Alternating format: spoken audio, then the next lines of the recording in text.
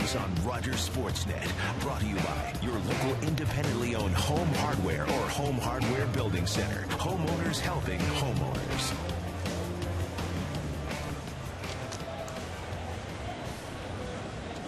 It is 80s night here at Rogers Center, and the 80s decade was a great win for the Blue Jays. They won their first division championship the final day of the season, 1985, and the one thing about the 80s that began a rich tradition of winning. It came to a head in 92 and 93. Jojo Reyes will draw the opportunity to start second half. Jose Bautista right back from the All-Star game, and he had a memorable experience, a home run derby on Monday, and then the great effort in the All-Star game on Tuesday. How about Jose Bautista playing third base for about 3.5 weeks? Then he goes right back into the outfield for one game and makes this play off of Brian McCann. That is an athlete out there for the Blue Jays. He could win a Gold Glove, I think, if he stayed out in right field. He's got a chance to win a Gold Glove at two positions in my mind, and he plays that way every day. We have the luxury of watching him every single day, but you could see David Robertson, who was on the mound at that time, how much he enjoyed the effort. David Robertson here, of course, fresh off his All-Star experience. Joe Girardi's New York Yankees start the second half of the season, a game behind the Boston Red Sox. Let's take a look at their lineup. It's brought to you by TD Canada Trust. Banking can be this comfortable. Derek Jeter with his 3,004 hits will lead it off. Curtis Granderson started the All-Star game. Mark Teixeira, Robinson Cano won the home run derby on Monday. Nick Swisher, Russell Martin, Andrew Jones is the DH tonight. Eduardo Nunez will play third base until Irish Rodriguez gets back from that knee surgery. Brett Gardner is the left fielder. Tonight's starting pitcher is brought to you by Tim Hortons Original Biscuit Breakfast Sandwich, now with hickory smoked ham. Jojo Reyes gets the ball to start the first game after the All-Star break. Last time Jojo faced the Yankees was the final outing of his 28-game winless streak as a starter. That was on May the 25th, as he gave up 5 runs over 3 innings. Since then, Reyes has pitched much better. He has a winning record at 4-3, and his ERA stands at 4.44 in those 8 starts since the last time that he faced the Yankees. Derek Jeter, the newest member of the 3,000 hit club. He becomes the 28th member in Major League history to amass 3,000 hits. He has 3,004. And Jeter became just the second player to get 3,000 hits with a home run. How about the way he did it also, with 5 hits in that game, including the game winner late. Only the way he can do it. That's the way the captain does things. So we are set for action, the first of 4 here at Rogers Center to start the second half of the season. Jojo Reyes throws the first pitch, strike. You mentioned Reyes has been pitching a lot better of late. The key for him, in my estimation, he's got to be down, and he's got to create a downward angle with that fastball. And if he's down, a lot of other things will open up for Jojo Reyes. He throws a changeup also, that's good. His cutter has been very good. He has to be down. Every time we watch him, when he's down, he's fine. As soon as the ball starts leaking up in the strike zone, that's when Jojo starts to get hit. He went to the plate his second at bat Saturday against David Price with 2,999, and wouldn't you know it, in Yankee Stadium, Derek Jeter hits a home run for 3,000. And in Yankee Stadium to left field, that wasn't a paint scraper. That made it into the second set of seats, which is a long, long way. And he hit it off of David Price. So you look at the hit total for Jeter against the Blue Jays. He has more hits against Toronto than anybody that's ever played against them. 285 career hits. Always been a tough out. And he seems to be rejuvenated a bit with that pursuit of 3,000 hits. Well, you can see him now in 2-strike mode, just trying to fight everything off against Reyes. He's always been a very good 2-strike hitter. Shortens it up and goes to right. Hits this one to right. Eric Thames will come in and make the catch. 1 out. Defensively for the Blue Jays tonight, playing behind Jojo Reyes, it's been a good defense. They are climbing the ranks in the American League in fielding percentage. Snyder, Davis, and Thames, the 2 youngsters in the corner in the outfield. Escobar and Hill up the middle. Bautista and Lind on the corners. J.P. Arancibia behind the plate. And then Jose Bautista. We talked about the catch in the All-Star game. How about his influence at third base on this infield? We have watched it that whole road trip in Boston and Cleveland right before the break. Always talking, always trying to help everybody. Now, John Farrell characterized it best when he said, I need about 4 more Jose Bautista so I can spread them around the field. Curtis Granderson started the All-Star game in center field. Upstairs, there's a strike. Angel Hernandez, the home plate umpire, called that high strike. 25 homers and 63 driven in for Granderson. Reyes covers the bag. Good throw from Hill there. 2 quick outs.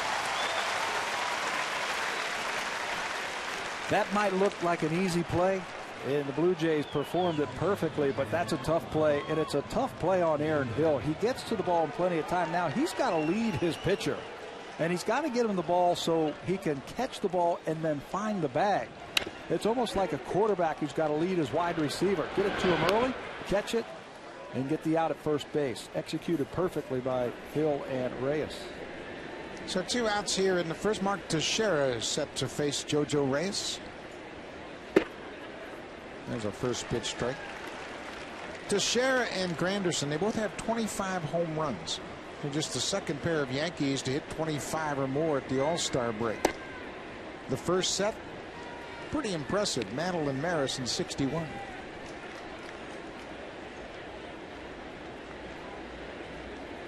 Pretty good numbers against the Blue Jays for Teixeira as well. This time he pops it back out of play. When you think about Mark Teixeira, you always think about a high average, but this year hitting just 244. But I think that's kind of universal in baseball. When you think about the dominance of pitching this year, it's all about the year of the pitcher for a second consecutive season. It certainly has been the return of the starting pitching. And you look at the numbers all the way around. Batting averages, team batting averages, averages for American League teams, some of the lowest in a generation. But I think you're right. The home runs, I think, will still be there, but the batting average for these teams are going down. Teixeira strikes out. A good inning for JoJo Reyes. A 1-2-3 first inning and a half an inning at Rogers.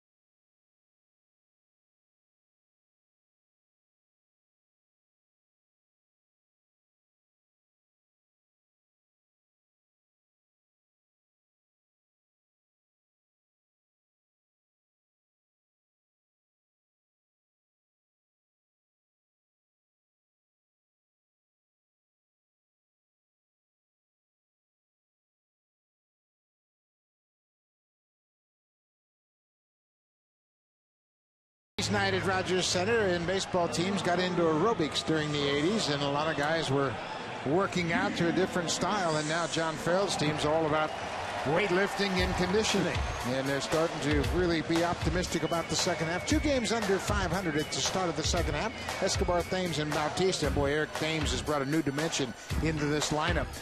Adam Lind, Aaron Hill, and Edwin Encarnacion in the middle of the order. Travis Snyder, 231 in his return. Arancibia and Rajai Davis round out the lineup. That new dimension is some energy from Eric Thames, especially when he is hitting in the top of the lineup. Plays the game the right way, runs the bases. A lot of energy he and Snyder has given this offensive team. Bartolo Colon falls behind Escobar. Colon won 4 straight starts before losing his most recent outing. That was Thursday against Tampa Bay. But what a story he has been this year for the Yankees. There are his numbers. 15 games, has pitched well on the road, 4-0, 2.5 ERA, 7 road starts this year. Bouncing ball to third. Eduardo Nunez with a strong arm throws out Escobar. Defensively for the Yankees, they're in the middle of the pack in the American League in fielding percentage. Gardner, Granderson, and Swisher in the outfield. You notice no Alex Rodriguez. Eduardo Nunez took over for Jeter when he was on the DL, played 14 games there for the Yankees. He will slide over to third with A-Rod on the disabled list. Eric Thames looks at a breaking ball downstairs. Since his recall in 14 games, Thames is hitting .323. And drives this ball into left field. Brett Gardner can't make the play. It bounces past him. Granderson backs him up, and Thames will end up at second with a 1-out double. That ball was sinking fast, and Gardner, he's got a lot of speed, but couldn't make a play on it. Eric Thames has that ability to hit the ball with authority to all fields. When he is driving the ball to left field, he keeps that front shoulder, and this time it's off the end of the bat. That two-seam fastball from Colon, sinking fast. Gardner's got great speed in the outfield, but he can't get this one. Good job by Granderson to get over there and back it up and keep Thames at second base. See, Gardner tried to smother it, but got underneath his glove. So the Blue Jays have a runner in scoring position. Thames with his 7th double of the season. Mr. Everything in the first half, no question about it. .334 with 31 homers and 65 RBI. You throw in great clubhouse leadership. His defense at 2 positions. 8 outfield assists. He hasn't played over there in about 3.5 weeks. You're right, Mr. Everything.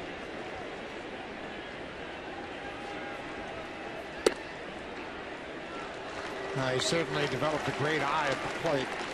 Over his last 18 games, hitting nearly .370 with 10 home runs. 10 home runs, 19 RBI in his last 18 games, with the entire world focused on him. Pops this one up. Nunez, Russell Martin, they both run out of room. When they both got there, that ball stayed up a long time.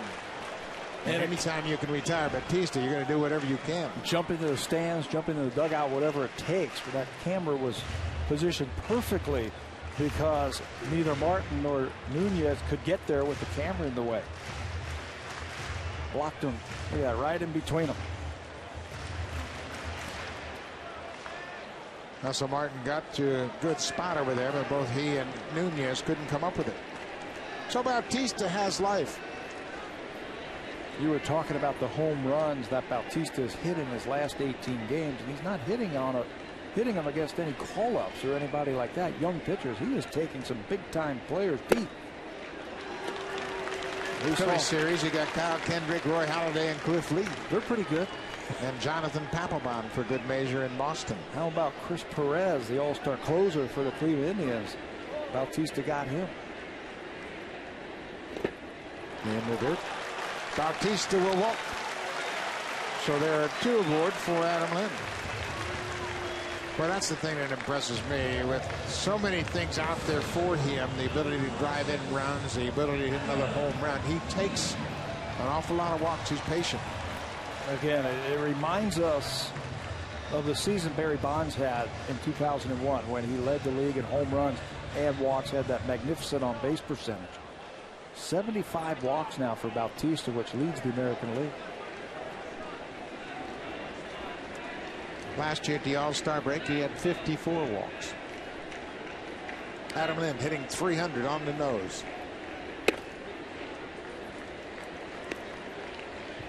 We talk about the presence of Thames in the lineup, and the resurgence of Lynn coming back to protect Bautista, the lineup has just gotten more difficult for pitchers to work against. And I think it's become more balanced also. If you add in Travis Snyder's left-handed bat, and we all know what he has done since he's come back up. Right-handed pitchers don't have to feast on the right-handed batters that we saw earlier in the year. They have to do double duty against these left-handers who can swing the bat. Thames, Snyder, Lynn.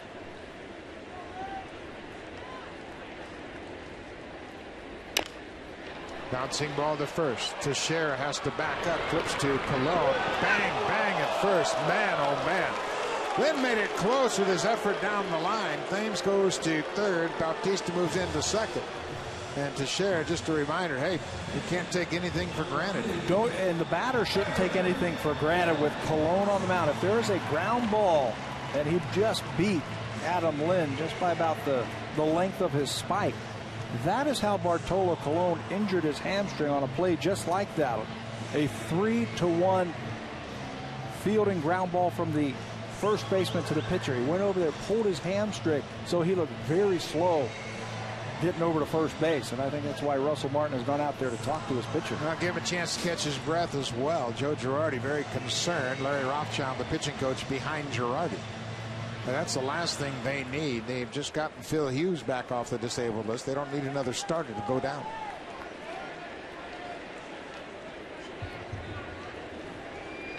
Aaron Hill with 2 on and 2 outs. Yankees have always been tough when they score first, and they have a knack for scoring early in the ball game. Blue Jays would love to get out on top here. Yankees score first. Their record is incredible.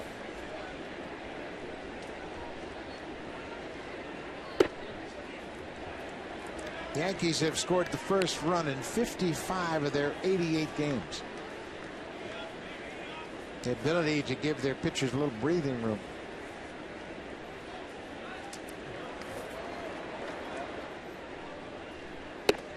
With fastball inside, and Bartolo is ahead 1-2.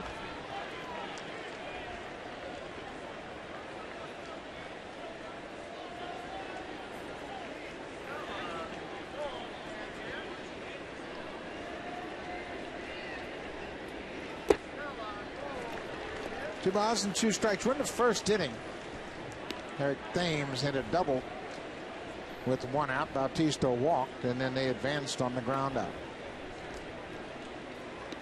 Blue Jays have 70 games remaining on their schedule.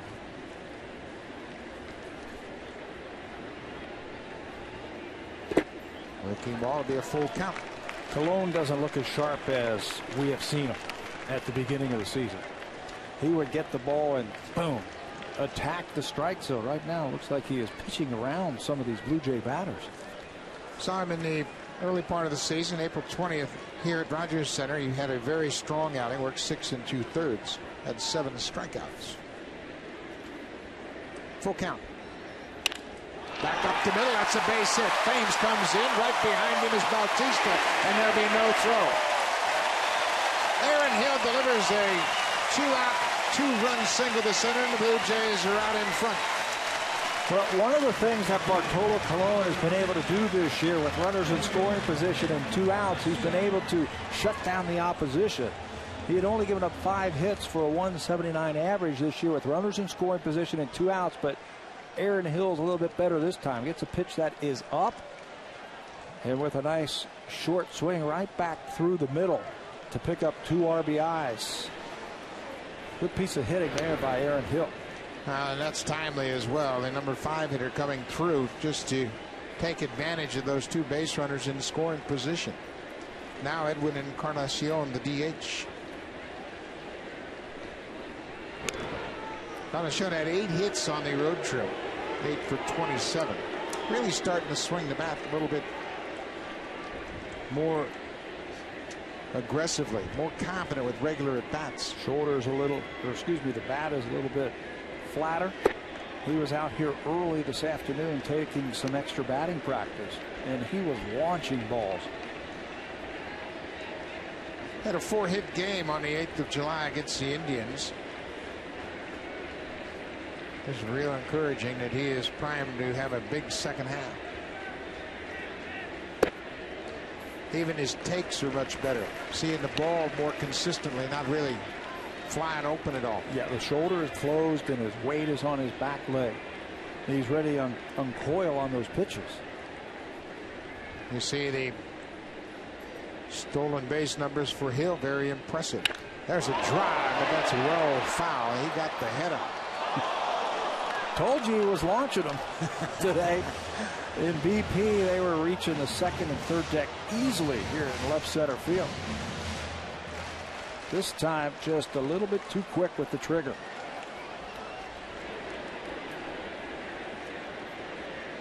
Well, he got a good pitch to hit just out in front of it.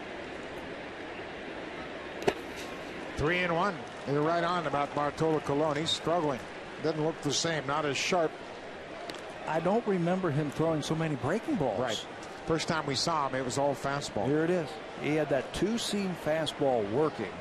He would use it to both sides of the plate, mostly to the outside part with the right-handers. He was throwing like 3 or 4 breaking balls already in the first inning. He's bounced all of them. Way outside.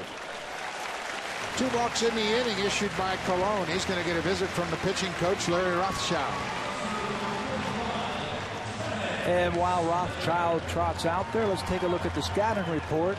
Brought to you by Home Hardware. Homeowners helping homeowners. Bartolo Colon has always been power and command.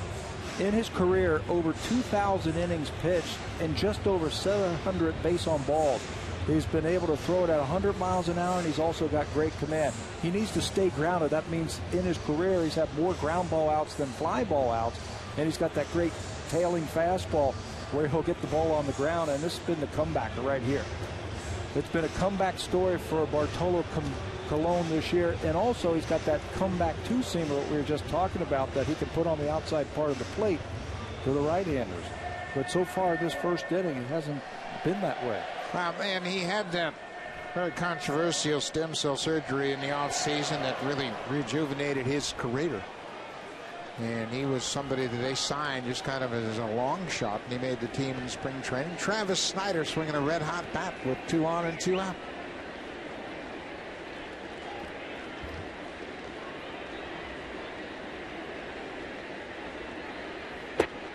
Takes the first pitch strike.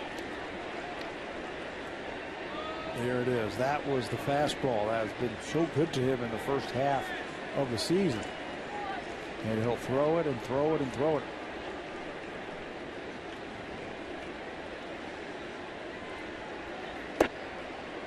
Inside, a ball and a strike. The Jays have scored here first off Bartolo Colon. They lead 2-0 on Aaron Hill's 2-run single to center. Hill's 34th and 35th RBI of the season.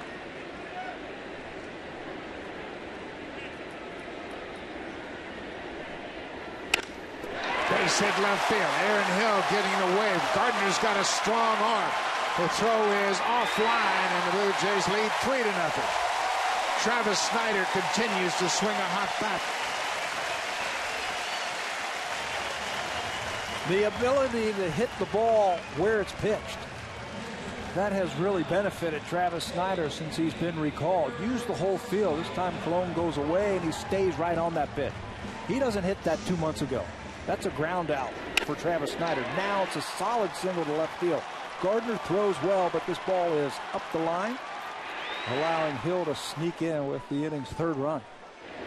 Hill got a great jump on contact running with 2 outs and made a quick turn around third to score. Bouncing ball to third, booted by Nunez, and all hands are safe. The wheels have come off for the Yankees here in the first. Aaron Sebia gets to first on the air by the third baseman. You could see that he was going to have trouble with that ball as soon as it was tapped to third base by Aaron Sebia.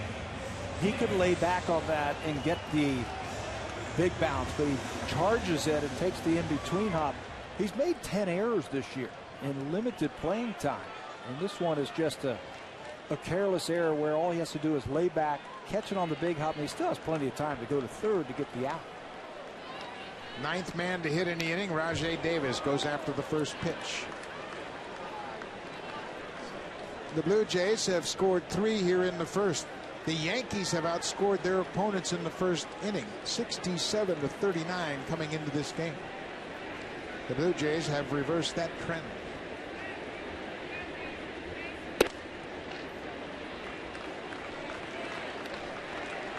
.31 pitches thrown by Colon. That certainly won't keep you around very long. Encarnacion, Snyder, and Aaron Seavey on the bases. Bounce to third, but foul. Well, another good thing about this for the Blue Jays, you get Colon throwing 32, 33 pitches in the first inning of a 4-game series. You might get into their bullpen 2 and 3 deep here in game 1. That could really put a hurting on you, blow you up in that first game. These long series like that, you want to get that first starter, give you 7 or 8 innings. Spread out those innings from the reliever. A ball and 2 strikes, 2 down. Bounced up the third baseline. Nobody's going to make a play there, and Davis picks up another RBI. An infield base hit. The Blue Jays have batted around.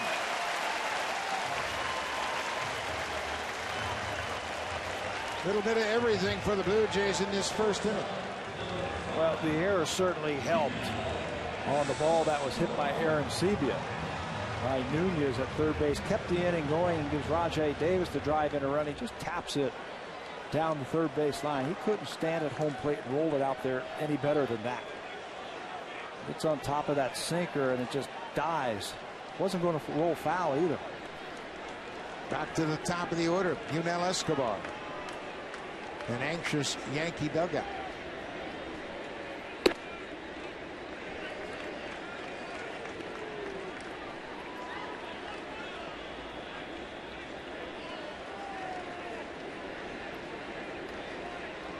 Bases remain loaded, 2 outs. There's the first call down to the bullpen. Larry Rothschild on the phone. Another strike inside this time. Those last 2 pitches look like the Bartolo Colon that we have seen this year with the Yankees. This has been a problem with Colon in the past. He'd come out just trying to get by in the first inning, and just like he was trying to finesse the Blue Jays, and now he's dialed it up the last 2 pitches.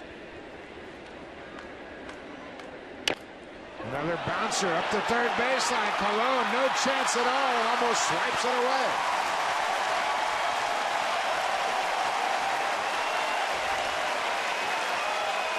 Another infield hit, 5-0 for the Jays. Yeah, I know the Blue Jays aren't trying to roll the ball out there, but not a bad strategy because Colon doesn't move very well with that hamstring. And you can see him, he's not getting off the mound very well. They tested him over at first base and now 2 down the third base line. Here he comes, and he knows his only play is maybe a shovel to home plate to get the runner at home, but it's not going to happen. Well, you can see Colon with his hands on his knees behind the mound, catching his breath. 36 pitches now, and he has to get off the mound on this breaking ball. A desperation swipe of the glove. That's the best he could do. Eric Thames has already doubled. Bases are still loaded. It's a great start for the Blue Jays to the second half. That's what you want. They really started gathering momentum on that last road trip. Had a good series against Boston. Should have swept the Indians. And they come out swinging here in the first inning. Yankees do just exactly what they didn't want to do. Get the bullpen up in the first inning. Right-hander Luis Ayala starting to throw. Yeah, that's one part of the Yankees that has really taken a hit with the injuries in the bullpen. Rafael Soriano is hurt. Pedro Feliciano, Damaso Marte, all counted on to be in that bullpen. Jabba Chamberlain is out for the year. Just a lot of problems down in that bullpen. That is 4 quality arms right there that they are missing. And you add to that David Robinson, that's another one. Mariano Rivera. That looked like it was going to be a strong point with the injuries, though. It really hurt him. Bases loaded, 2 outs. Arancibia at third. Davis at second. Escobar at first. 5-0 Blue Jays. Pop down the right left field side, and that's going to fall on the warning track.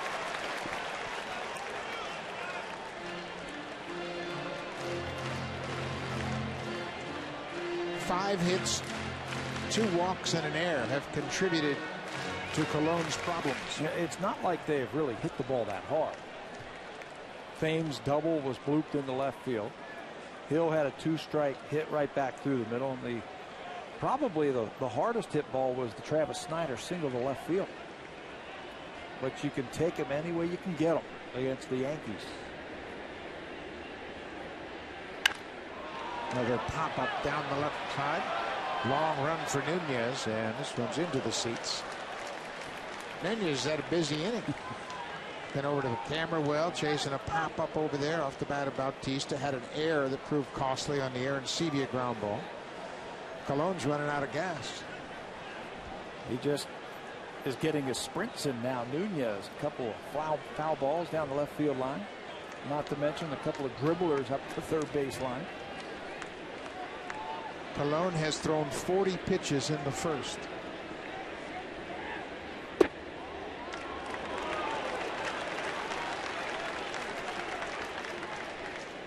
Colon thought he had thrown strike 3.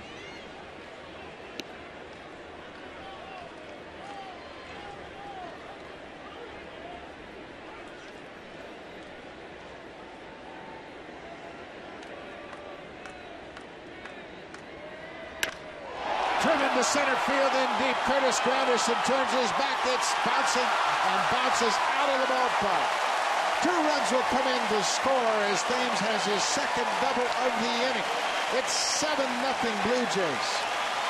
This one hit a little bit harder than his first double. He covered that one.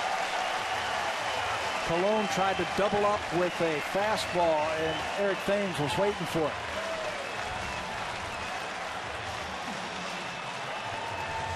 Bartolo Colon gives up 7 runs on 6 hits in 2/3 of an inning, throws 42 pitches, and he's out of the ball game.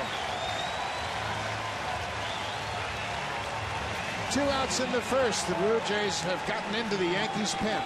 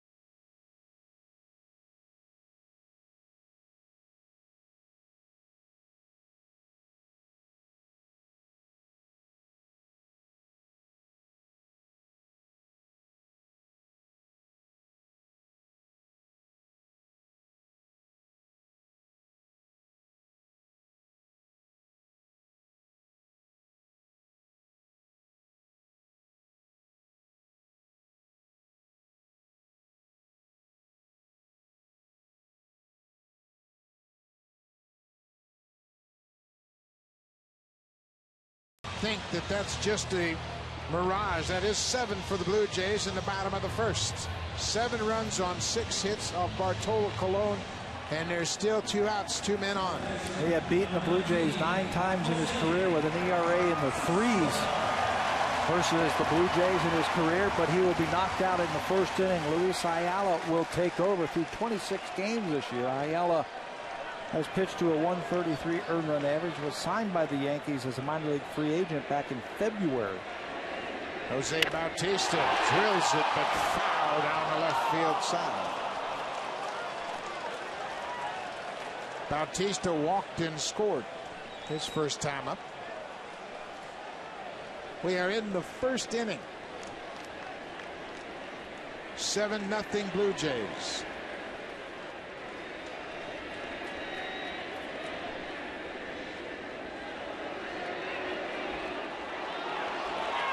Call the balk, yes sir. It's 8-0. Ayala stepped off the mound and Angel Hernandez called the balk. Well, he stepped back with his left foot, keeping his right foot engaged to the rubber, and then stopped. You can step off with your right foot. Watch as he steps back in his windup with his left foot, goes back, and that's a balk. Yeah, it sure is, because he started his windup. That was that first move. By moving that left foot, initiates the windup. So a run comes in on the balk.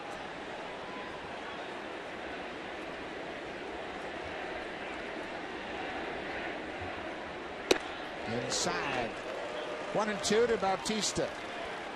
Blue Jays in this inning are 5 for 6 with runners in scoring position.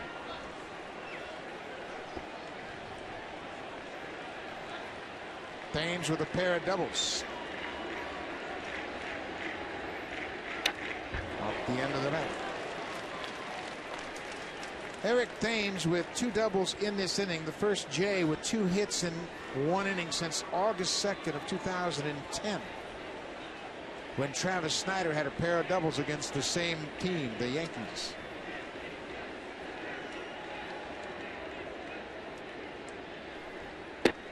Outside.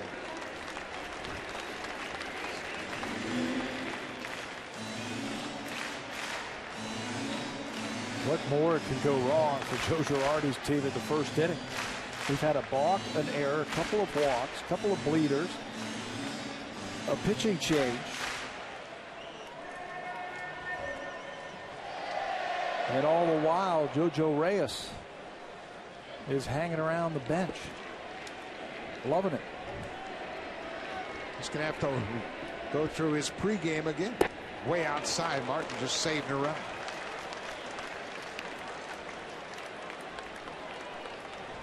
Disappointing start for Bartolo Colon and the Yankees. Everybody anticipates getting into the second half. The Yankees trail the Boston Red Sox by a game. It's popped up. Derek Jeter at short. And the Blue Jays are finally retired. But they score 8 runs on 6 hits. A couple of walks and an error. And JoJo Reyes has been staked to a big early lead thanks to Eric Thames and the Blue Jay hitters.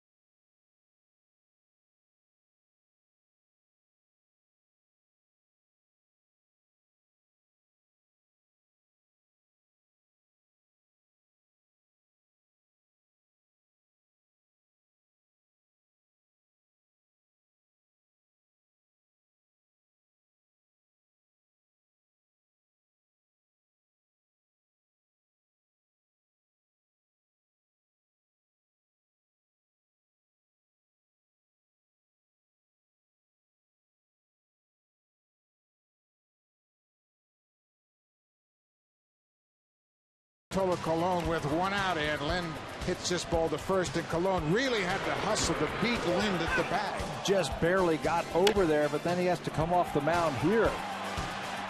And he's 38 years old. He's had some hamstring problems, and you can see not moving around very well off that mound. And let's go back and give proper credit to Aaron Hill, who had a 3-2 out base hit to start that inning. He doesn't get that hit, who knows where the Blue Jays end up. But Hill got a big clutch hit to start the onslaught. 8-0 Blue Jays. Robinson Cano hitting cleanup.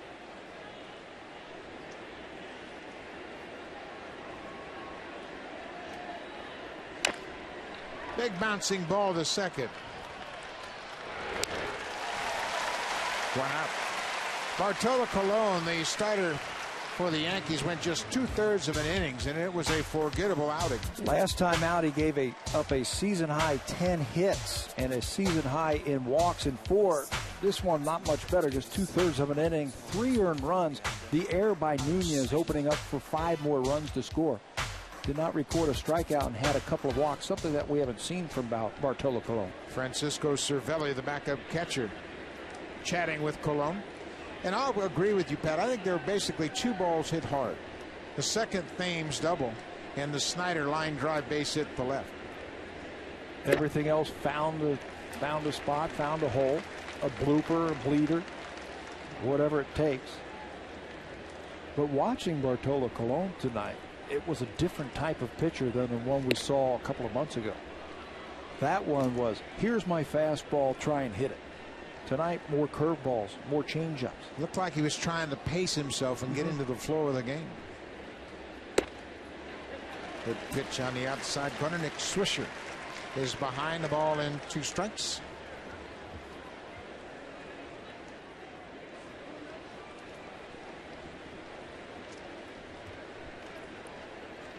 Swisher got off to a slow start, but he's picked it up over his last 22 games.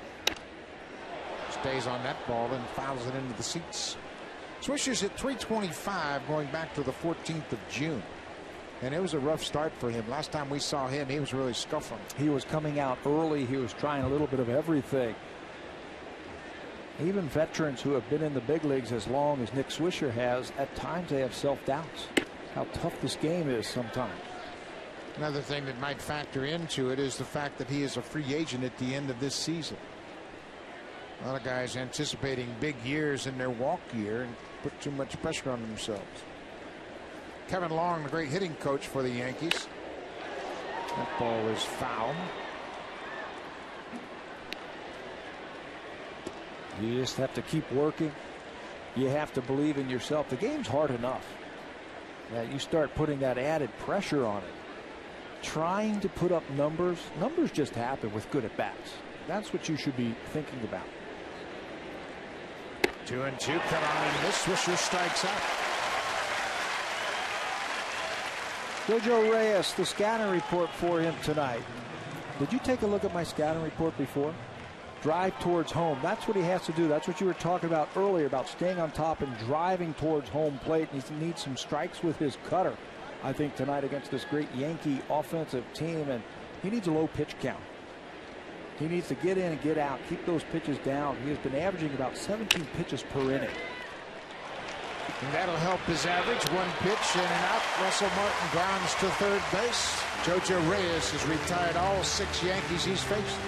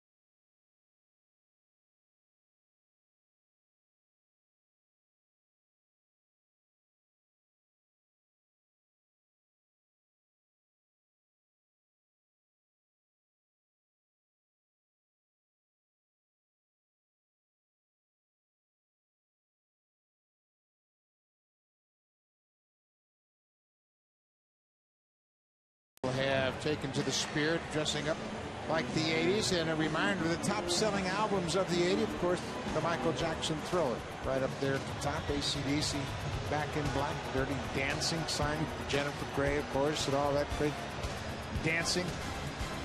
Bruce Springsteen, born in the USA. Yeah, got a chance to go watch him a few times in the 80s. I don't know if they were around back in the 80s. Probably not, but they're into the spirit of things, and that's what we like. And the Blue Jays like the spirit of the 80s. They have an 8-0 lead here as they bat in the second.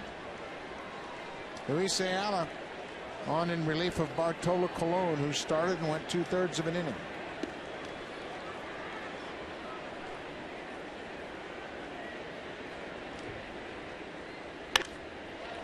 First pitch swinging. Lind hits it off the end of the bat.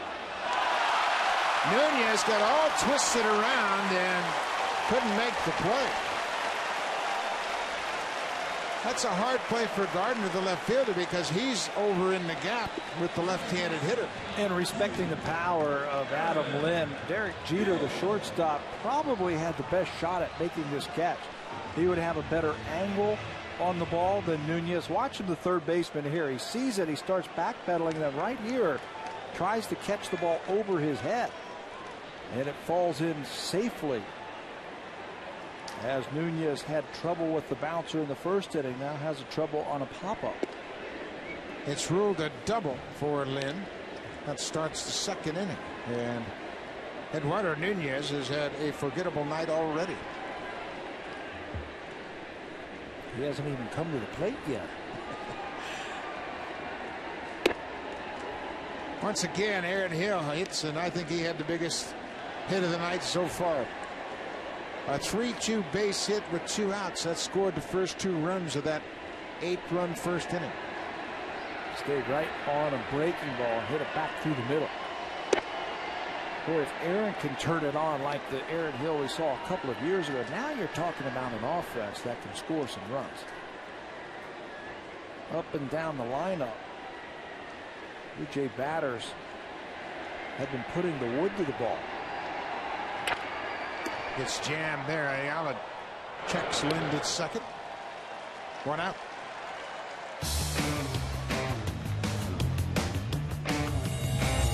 Jays on Rogers Sportsnet, brought to you by your local independently owned home hardware or home hardware building center. Homeowners helping homeowners. Blue Jays scored 8 runs in the first. That's a season high in the opening inning. That ties the franchise record of 8 going back to September of 07. September 28th of 2007 at Baltimore, the Blue Jays scored 8 runs in the first inning. So a historic start to the second half for the Blue Jays offense. This is where the scrambling really takes place now for Joe Girardi, Larry Rothschild, trying to piece together the rest of this game. Counting pitchers and counting innings. How long can you go? If Ayala can't go long tonight, we might see the Yankees make some type of roster move to get another pitcher up here for the rest of this series. They just picked up Sergio Mitre again. They got him from Milwaukee to add some depth, and he's a multiple inning guy. Corey Wade has just joined the team as well. He's made 9 appearances. Made his Yankee debut on the 15th of June. There's a base hit into center field. Adam Lind got a good break, and he'll come around third and score. Edwin Encarnacion drives in a run with a 1-out single to center. Well, you mentioned it his last time up. He looks comfortable at the plate, staying on everything. This time picks on a pitch that is up. Instead of trying to pull it, it's away from him. He stays on it and drives it in the right center field to pick up his 20th RBI of the season. Just a soft liner into right field does the trick. Travis Snyder delivered that RBI single to left field.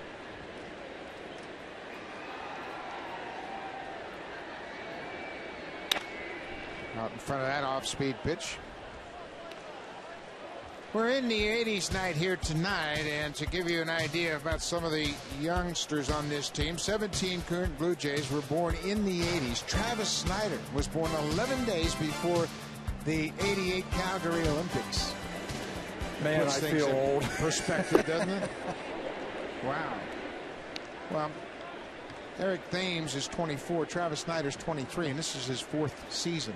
He's played parts of 4 seasons with the Blue Jays already.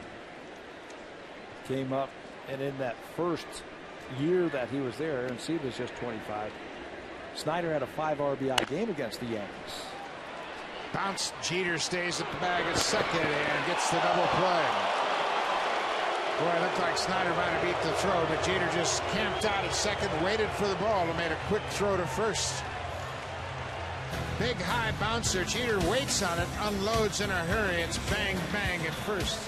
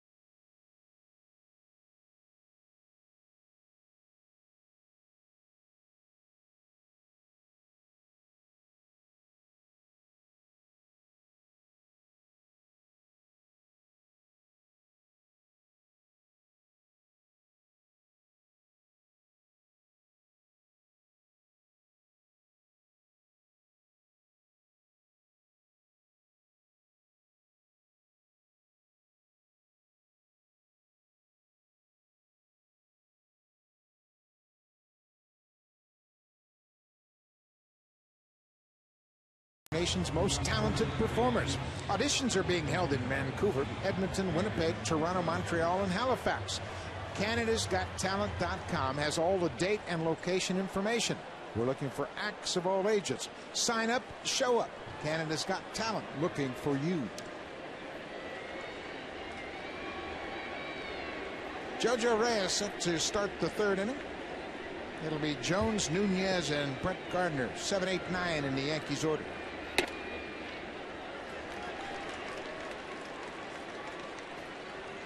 Andrew Jones hitting 195. And drives this ball to left field, and that ball is deep and gone. Andrew Jones got that high fastball and rides it out of the ballpark. His 5th homer of the season. All of them against left-handed pitching, and that's why he is in there, to provide some power. And a left-hander starts for the other team, and we have been watching Andrew Jones for years clobber these types of pitches. 5th home run, 412 of his career. High fastball. Watch him get on top of it and just club it. Keeps that bat up there, finishes high, and the ball finishes out of the ballpark. Eduardo Nunez batting for the first time, and Andrew Jones says, yeah, right up there, right around my letters, and he knows what to do with it. Eric Thames almost ran in too far. The ball carried on him, and he was able to make the catch. Stay low as an outfielder when those line drives are coming at you. You can read them just a little bit better. He comes in, gets a good break, but then almost overruns it. Stays right with it to make the out. If you stay low and turn your body, you can see that ball a little bit better. He's worked hard on his outfield play since he's joined the big leagues. Every day he has been in the outfield, working on balls off the bat, working on charging and gloving and getting himself into throwing position by using his legs, working on balls in the corner. There's just so much that goes into playing the outfield. Why doesn't that happen in the minor leagues? Well, you're so concerned about hitting, and you spend so much time in the batting cage. And you know, let's be real. Your bat's going to get you to the big leagues. And you can pick up a little bit here, a little bit there. But for the most part, young hitters, their bat is what's going to get them to the bigs. And now that he's here, he understands the importance of playing defense.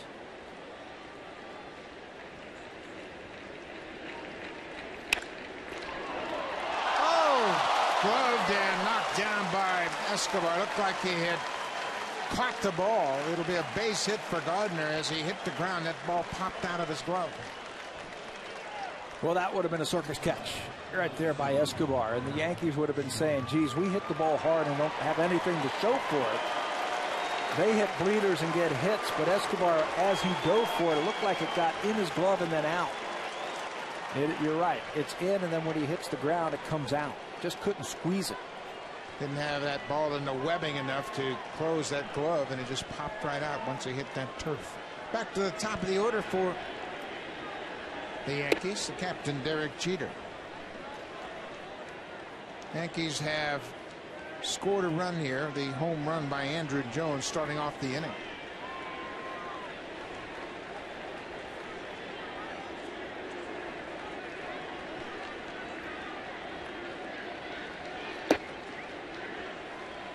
A lot of controversy about Derek Jeter not going to the All-Star game. He had just come off the disabled list, but of course he had that great weekend against Tampa Bay at Yankee Stadium. The commissioner gave him a hall pass. Said, you know what, he's done so much for baseball, and if he felt like he was better off to rest over the All-Star break, he didn't seem to have a problem with that. Do players owe it to baseball to have to go there? I think we're going to see something come out of this next basic agreement to address that. You know, fans are involved, and of course Jose Bautista set a record with over 7 million votes cast for him to go to the All-Star game. And I think what's going to happen, this is my personal feeling, that players will be asked to sign a waiver. If elected, I will attend. And that way they'll be on the ballot and the fans will know that they will go. And that's something that will happen early in the year, maybe March, April, May, before the fan balloting comes out. Before the ballots make it to the fans that they can vote on. Right. I think there will be something that comes up to address it, because everybody wants to see the guys they voted play. And you can understand, I mean, how many Jeter's been to 12 All-Star games. He's just come off the disabled list with a calf injury. He needs the rest more than he needs that 13th All-Star game appearance. But for the fans' sake, I think they need to address that in this offseason. And I think they would give him a pass, like you were saying, if they knew that he elected not to go. I mean, it's a grind. Yeah. And then John Farrell talked about his commitment. He was a coach. He said there's just no time. You just fly out there, and he had a 3-hour delay on his trip out to Arizona and get there late Sunday night, and then you start the 2 days of functions. There's a line drive to right. Baines will back up, and it goes over his head all the way to the wall. Gardner comes in to score. Right behind him is Derek Jeter. He's going to score, and Granderson will end up at third. That's the second time we've seen Eric Thames get fooled by this artificial surface, coming in too close to a baseball and having it bounce over his head. 8 triples now for Granderson. He's right on top of this one. He's having a heck of a year. Thames gives ground, but not enough. He might have been better off just going ahead and trying to charge that ball and just block it any way he can. But once that ball gets over his head, 2 runs are going to score. And Granderson now has 8 triple. He's just the 3rd player in Major League history to have at least 7 triples, 25 homers in a season before the All-Star break. He joins Willie Mays and Eddie Matthews as the only players who can say they did that. Pretty elite company for sure. Granderson has developed into a premier player since he's joined the Yankees and hooked up with Kevin Long, the Yankee hitting coach. Mark Teixeira. Hard hit ball to short. That'll score Granderson from third. There are 2 outs. The Yankees have cut into the 9-0 deficit. They've scored 4 here in the third off JoJo Reyes. Even with Alex Rodriguez out of the lineup, this is still a very good offensive team. They can beat you with power. They can beat you with speed. They've got good average hitters, meaning they've got good on-base percentage. So Joe Girardi's team is not out of this by a long shot. Robinson Cano hitting in the cleanup spot, taking over for Alex Rodriguez in that role. There's a base hit to right field. Yankees' fourth hit.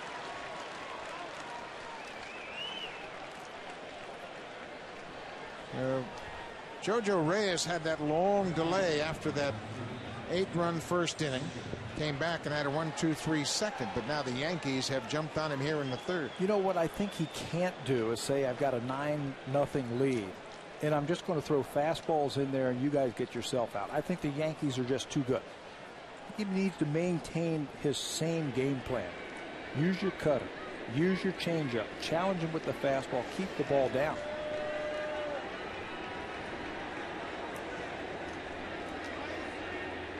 Nick Swisher looks at a fastball downstairs. I think you're right. I think it's imperative upon Reyes and J.P. Arencibia to continue to pitch as if it were nothing right. Game. Nothing to nothing. Don't think about the score. Don't think about getting 5 innings and, hey, this is an easy win right here. Just pitch. There's a long drive to left field. Travis Snider on the run at the track. Jumps and catches it. Right up against the scoreboard. Snider stayed with it. He and Davis banged together just before they hit the wall, but Travis Snider took charge and made a fine play to end the inning. High up over the top of Rajai Davis.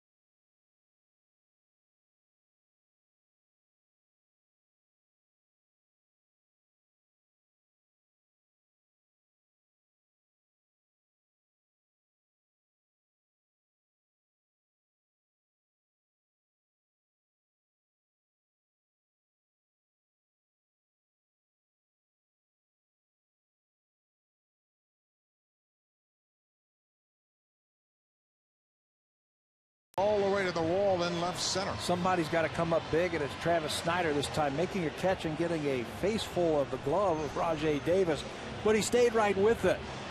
Showing good poise there, staying with that ball and ending the inning.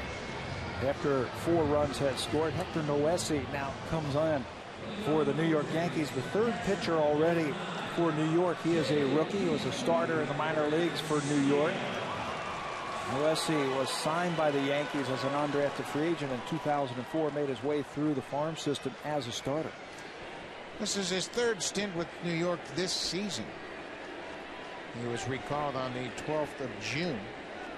Had been sent back to AAA on the 8th. Did not appear in a game in AAA. They needed him back, and it's been a real shuttle back and forth, especially in that bullpen.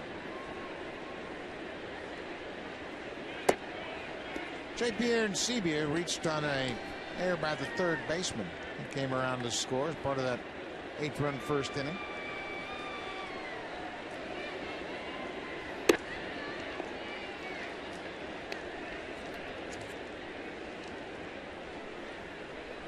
Noesi's 24 years old.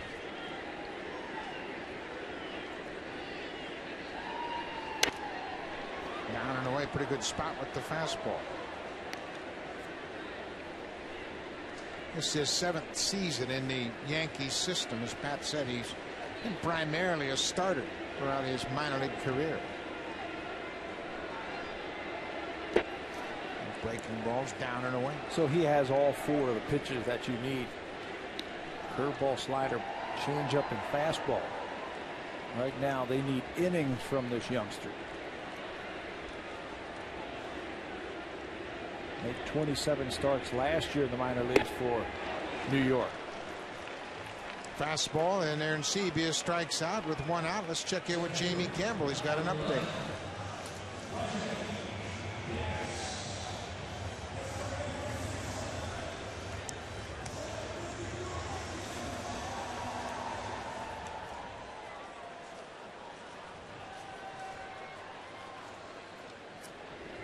Cleveland determined to hold on to their pennant contention status. They slipped a half a game behind the Tigers on the final day of the first half, and that's where they open up the second half. They lost 3 in a row before the start of tonight. And a time to come out and make a statement when you start the second half. That's what the Indians are going to try and do. That one's going to go right down to the wire, I think, in the Central. Big breaking curveball. And Davis is in the hole, 0-2. Now that we're past the All-Star game and the All-Star break, the next big deadline, the trade deadline. July 31st, and it appears as though there's going to be a lot of action, and the Mets got it started. Francisco Rodriguez was traded by the Mets to the Milwaukee Brewers. The Brewers want to win this year. They have a small window of opportunity, and I think they know that. There's a drive toward right center. Swisher with a nice running catch. Granderson wasn't going to be able to get there, and Granderson had backed him up so Swisher could go head out. Full steam ahead, and makes a nice running catch to Rajai Davis. Nick Swisher, not really known as a great fielder, but he shows right there that he can go get him. This ball is driven to right field, and he takes a good angle at the ball. You see him going back, recognizing the ball right off the bat, and just plucks it right out of the air. Nice play. That would have been 3 if that ball got by him. So with 2 outs, back to the top of the order. Escobar had a swinging bunt up the third baseline in the first inning.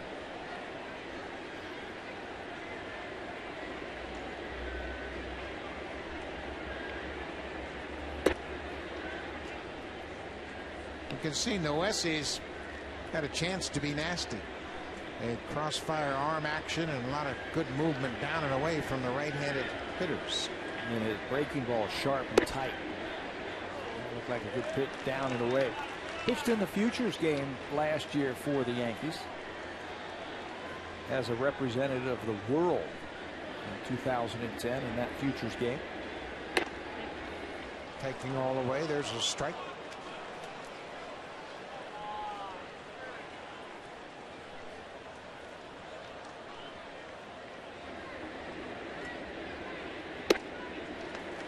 Escobar takes the walk.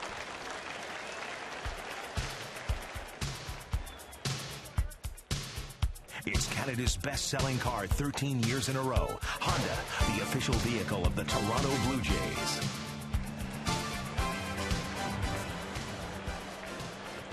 Eric Thames will bat with 2 outs and 1 on. Thames off to a good start at the plate tonight. Pair of doubles. He's scored a run and driven in 2.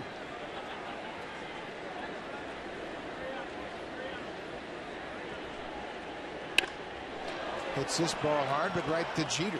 And Jeter will beat Escobar to the bag, and Blue Jays are done in the third. Noesie has a good inning. Play 3 complete here at Rogers. It's 9-4 Blue Jays.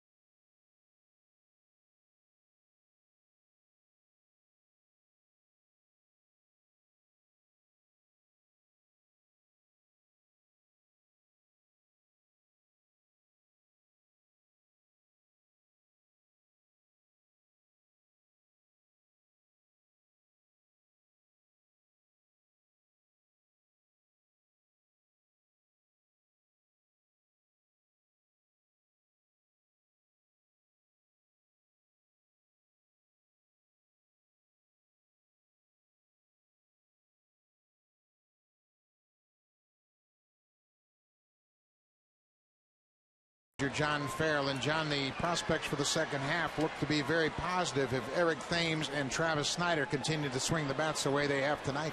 Yeah, you're right, Buck. I think their left-handed bats has allowed us to balance out our lineup a little bit more. It's given us some thump down in the bottom of the order with Travis in the 7-hole.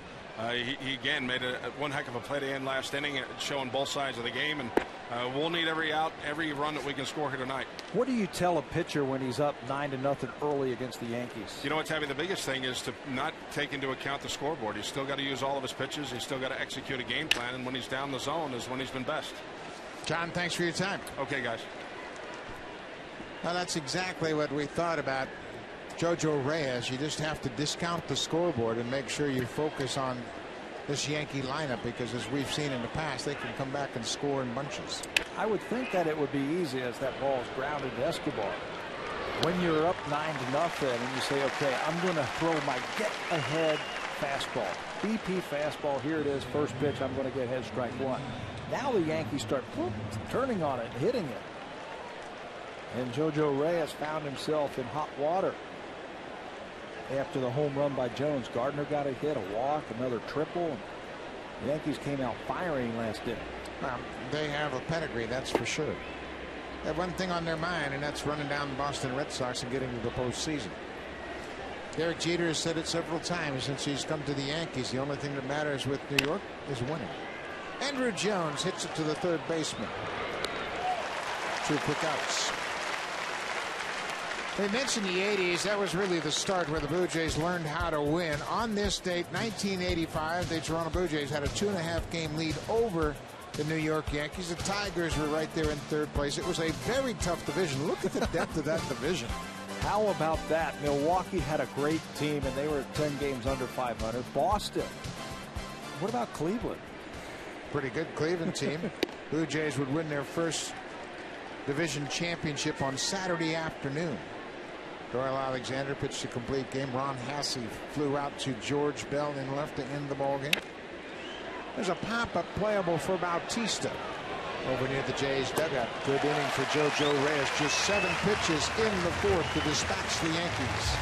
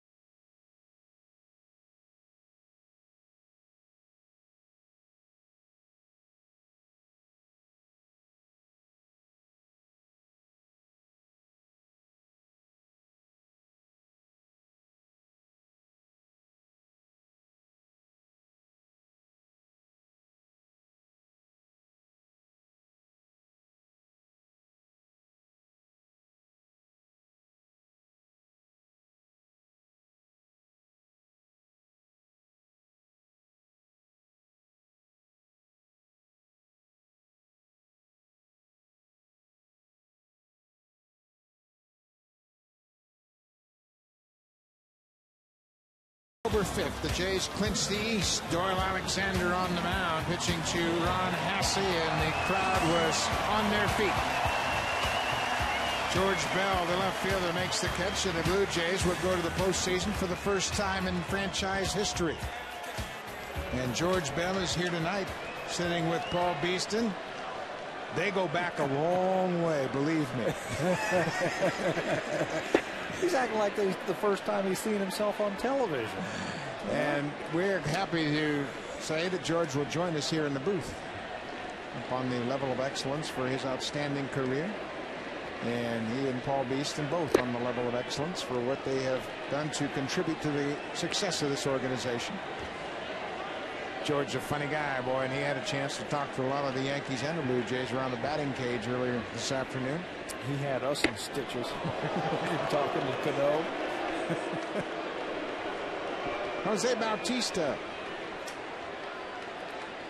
Bautista has erased most of George Bell's home run records. Last year, Bautista hit 54. That erased Bell's franchise record for a single season. This year, Bautista broke his first half record of home runs before the All-Star break with 30. And George Bell has said time and time again he's happy that Jose Bautista has taken his place in the record books. Hot shot. Deep hit short. Jeter a long throw. Not in time. You know, we had to wait because we've seen Derek Jeter do this time and time and time again in his career. When it left the bat, you said base hit. No way. But Jeter gets over there and that patented jump, leap, throw across the infield. Bautista has to leg it out. Jeter very accurate and very strong with that throw all the way across the infield. Not much of a chance to get Bautista, but boy, he made the throw right on the money. Jeter now 37 years old. Still playing with that enthusiasm we saw when he first got to the Yankees. And he might be the biggest jokester on the whole team around the batting cage. He's constantly giving everybody the gears.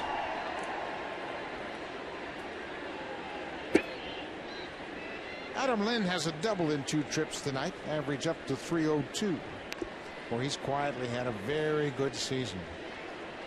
He was hot earlier this year when we went down to Texas and he caught 3 or 4 home runs in that series. Kept it going. The RBIs started piling up and then went on the DL and missed 24 games. Missed 4 weeks with back problems related to his positional change coming from the DH outfield role to the first base position. Lance Berkman of the Cardinals talked about the same problem when he came in to fill in for Albert Pujols. A line drive into right. That'll get down in front of Swisher. Bautista advances to second.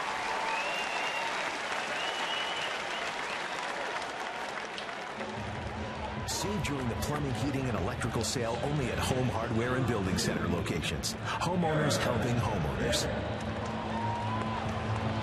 So the first 2 are on for Aaron Hill. Blue Jays lead it 9-4. We are in the bottom of the 4th inning, and in case you missed it, the Blue Jays scored 8 runs on 6 hits in the first. Aided by a big error that allowed 5 more runs to score by Eduardo Nunez, taking over at third base for Alex Rodriguez. Rodriguez had knee surgery during the All-Star break. And torn meniscus. They expect him to be out 4 to 6 weeks. Joe Girardi, I'm sure, thinks that Alex will be back shorter than that. Yeah, he has always been able to get back quickly from injuries. But if you're talking 4 to 6 weeks, you're talking September now. So it'd be like adding an all-star for the stretch drive. Check swing foul.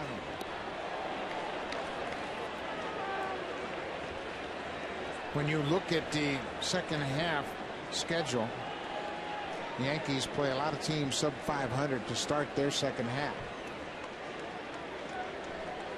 Both the Yankees and the Red Sox will meet second half. A lot of road games also for the Yankees, especially to start off the second half. The Yankees have only played 39 games on the road, so they've got a lot of road games coming in the second half. The Blue Jays, on the other hand, play most of their games at home. Doesn't really matter to the Yankees. They have so many veterans. They will know that it doesn't make any difference where you play them. You're going to end up with 81 on the road and 81 at home. It doesn't matter, does it? You know, Jeter won't let them lay down. Jorge Posada, one of the core four that has now been reduced to three. Mariano Rivera, Derek Jeter, and Jorge Posada. Came up in the mid-90s. Russell Martin wants to go out and have a chat with his pitcher. And he's not happy either. Usually you'll see a catcher come out, jog out there, but right now he's having a lot of trouble getting the signs together with his young pitcher, Noesi.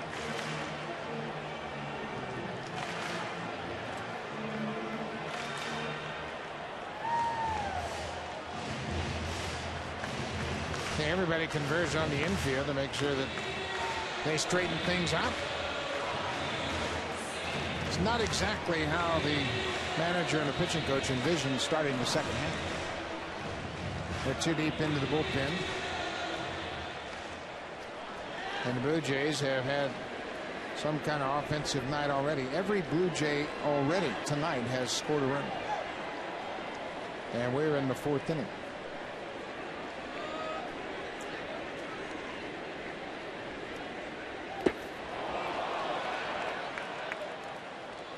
The ball got away from Martin, but Bautista had to hold his ground as Hill strikes out, 1 out. The great Roberto Alomar will be inducted into the Hall of Fame at Cooperstown on July 24th. Sunday, July 31st, the Blue Jays and Rangers will hook up. You can come down early for a pregame Roberto Alomar Hall of Fame Day. The ceremony will start early on that Sunday afternoon. First 20,000 fans receive a Roberto Alomar Hall of Fame bobblehead. Bounce to third. Nunez steps on the bag across the diamond, and Encarnacion is doubled up. Jose Bautista looked like he turned his ankle coming into the bag at third base. George Poulos is out to attend to him. Didn't take anything for granted. It looked like he got late. Look how late his slide is. And then that ankle turned underneath him, that right ankle, as they went in for a slide. And that is not good when you see that ankle turn over like that. Looked like his spikes got caught in the dirt as he was expecting them to slide along the dirt. And it rolled over.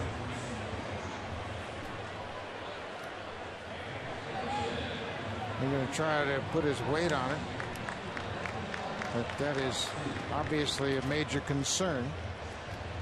But you could see the ankle roll when those spikes hit the dirt. John McDonald, just in case Bautista can't continue. But we'll let you know about Bautista when we come back. Now it's time for an update. Here's Jamie Campbell and Greg Zahn in the Blackberry broadcast studio here at Rogers Center.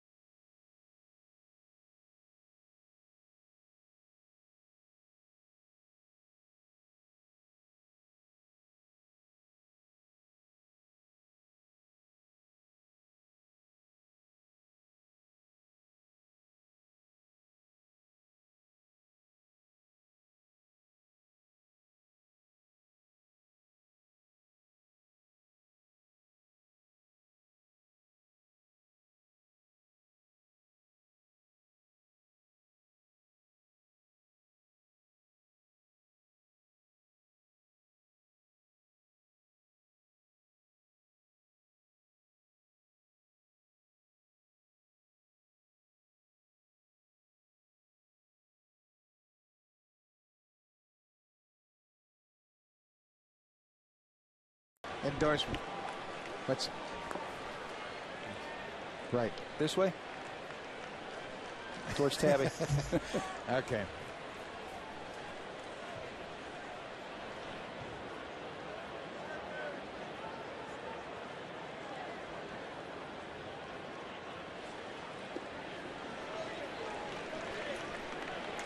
Back here at Rogers Center, top of the fifth inning, the Blue Jays out in front 9-4. Brett Gardner, the number 9 hitter for New York, takes a strike from Jojo Reyes, and we are pleased to be joined by the Senior Vice President of Baseball Operations, General Manager Alex Anthopoulos. And Alex, big second half expectations, I would think, with the promotion of Thames and the recall of Travis Snyder. How encouraged are you about what you've seen of those two young hitters? They both played very well, the short time that they've been back up. Well, I guess really for both of them actually been back up here, but I definitely expect the club to play better in the second half. There's a lot more talent on the field. A lot of the guys that we counted on to start the year had to go back down. Cecil, Snyder, guys like that. And it's nice to see those two back up and a guy like Thames who's come up and hit very well. When you talk about young players having to go down to the minor leagues and tinker with their swing, reinvent themselves as a pitcher, how satisfying is it when they come back up here? And when they come back up here and they've made the adjustments, it's great to see. It's gratifying also for the coaches as well. And, you don't get to hear about Chad Matola's name or Marty Brown's name. And those are the ones that are sitting down there in Vegas, 110-degree heat, doing the work. Obviously a very frightening situation with Bautista to end the inning. Obviously, you haven't had time to check on it just yet, but I'm Bautista. check actually right now. Twisted right ankle. We'll see the doctor now. So it sounds like he'll be all right. Twisted right ankle. Certainly, anything that happens with him. Obviously, the play at the All-Star game got everybody's attention as well. How did you feel about that?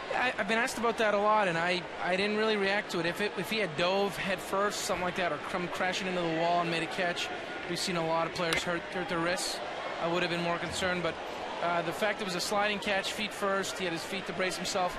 I just thought it was a great play. I wasn't concerned at all. It's a great platform for him. We have seen him play on a regular basis all year long. He has played like that all year for us, but now to get that kind of recognition must be satisfying to him as a player and to you as an organization that he's getting the kind of recognition he deserves. No, there's no doubt about it. He definitely deserves it. He works incredibly hard.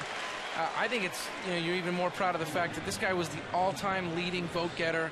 And I remember guys like Ken Griffey Jr. and guys like that. And for him to beat all those guys and be recognized across baseball, Canada, the United States, Dominican, it's a great accomplishment. It's great for, obviously, Canada, Toronto, and especially for him.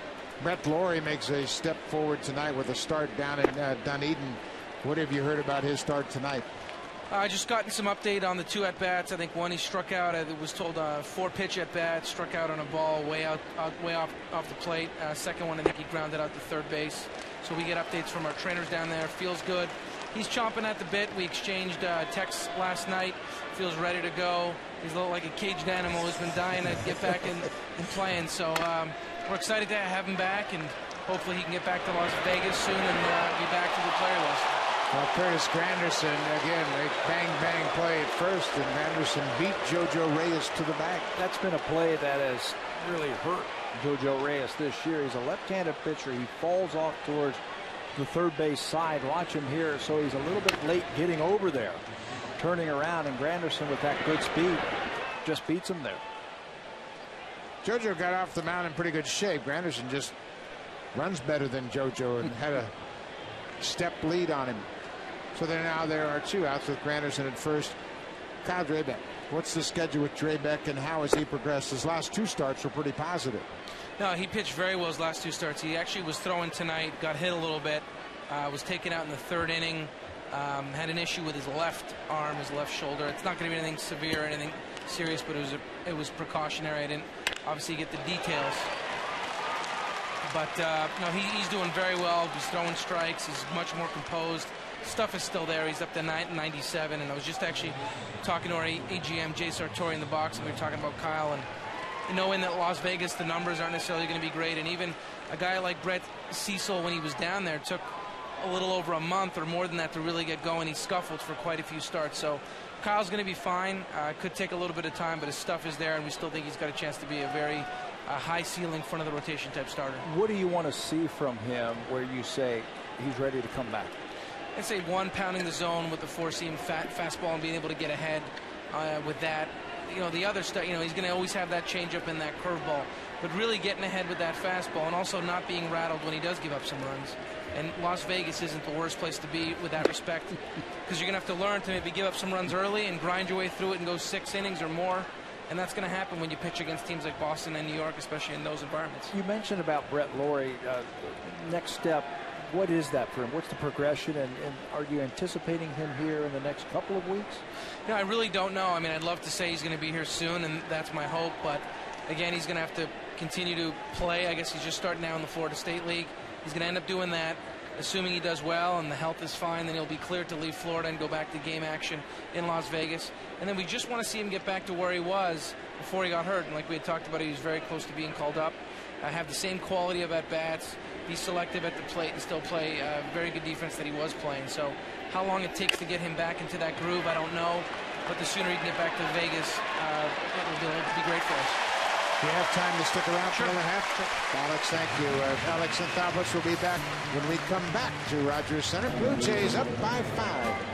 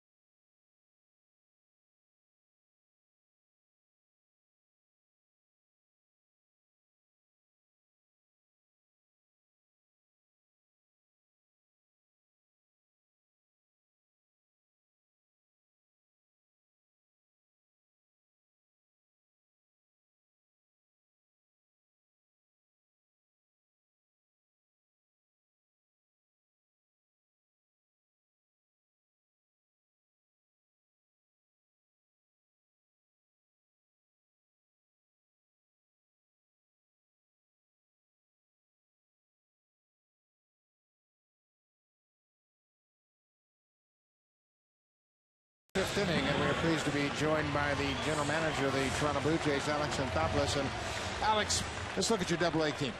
Very good feeling about the first half. They finished in first place, well represented in the Eastern League All-Star game. You must be very pleased with their development.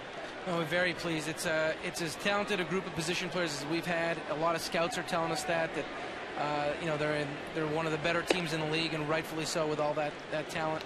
But a lot of people are going through there, from our scouts to other team scouts, saying this is a great collection of players.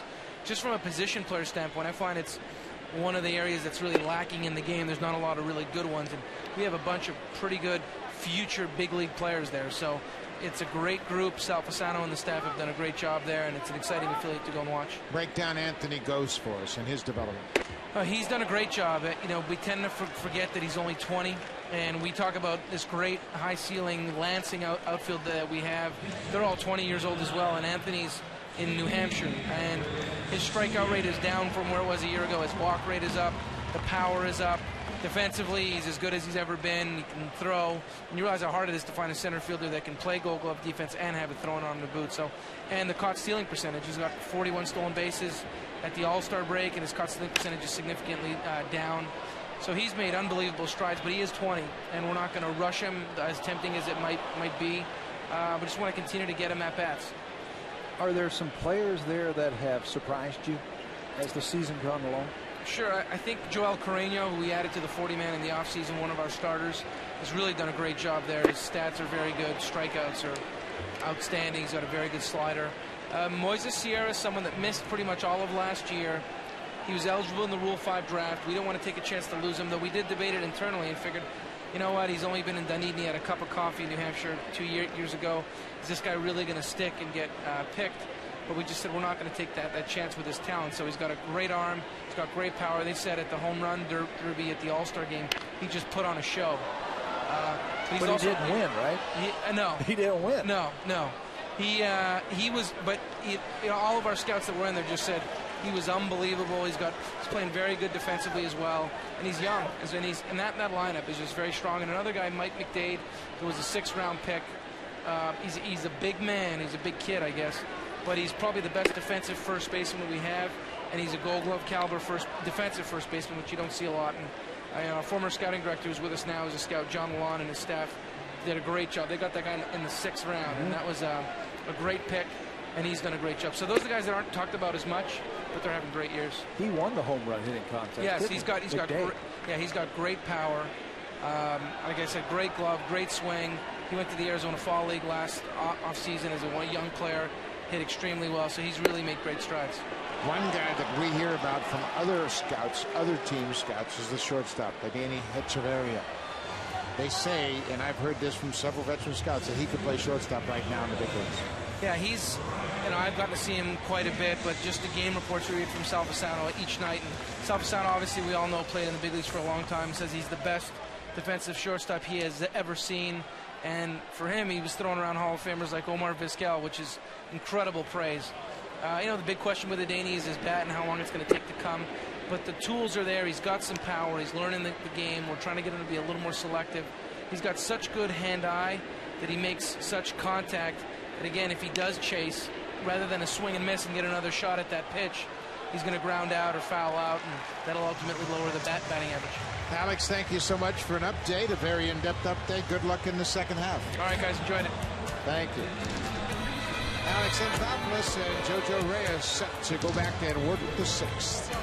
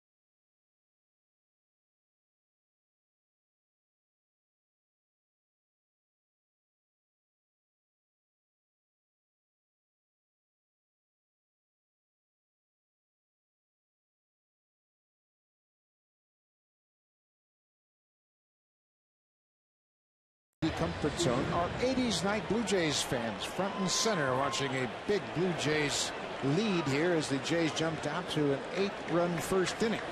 80s night, a lot of themed clothing around and all night long. The graphics you're seeing on your screen too, those are exactly what we would feature on television broadcasts during the decade of the 80s. Love it. It's simple. Yeah, cool. So nice. Nick Swisher drives it into left field. A leadoff single to start the 6th.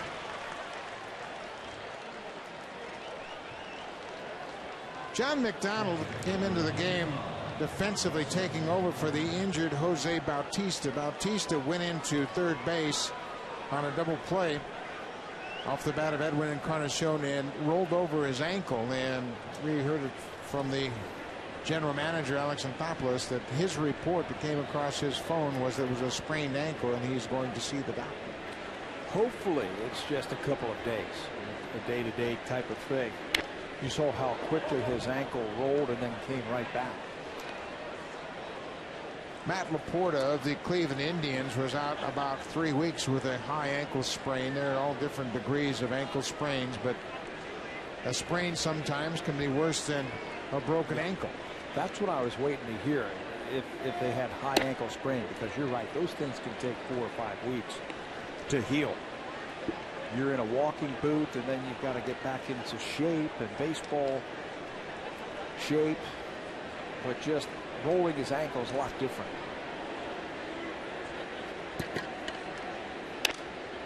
Russell Martin pops it over near the seats. And that'll play.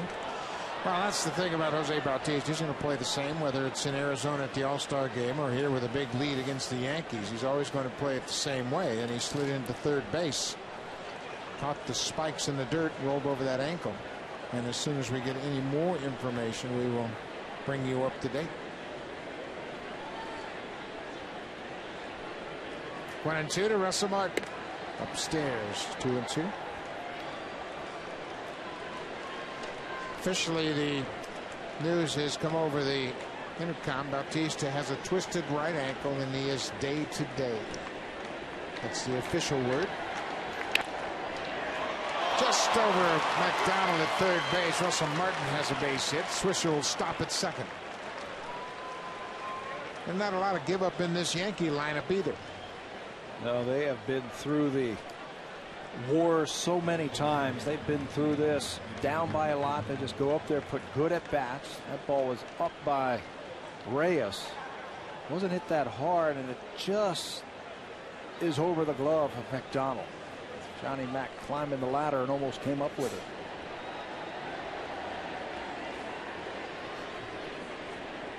So Martin has his first hit in the night. Swisher at second.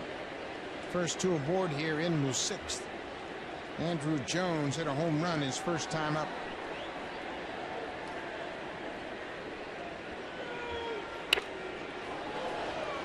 He got a high fastball out over the plate, jumped all over it and hit it into the bullpen area. And you know, center. That's what he's looking for in this at bat. A couple of runners on, a chance to get the Yankees even closer. One pitch, one area, looking for that ball up and trying to uncork one.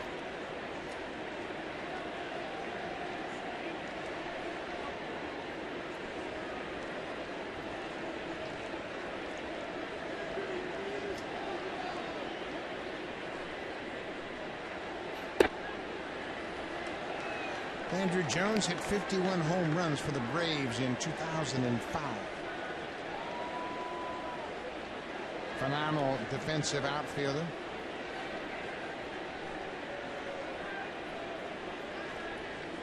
Ten-time Gold Glove winner in center field for the Braves. There's a long drive left field. It's got the distance. It is gone. Three-run home run for Andrew Jones, and the Yankees are clawing their way back into this. They are right back in this game. This makes it 9-7. Nobody out in the sixth inning. It's exactly what he wanted. He wanted a ball up and something that he could extend through.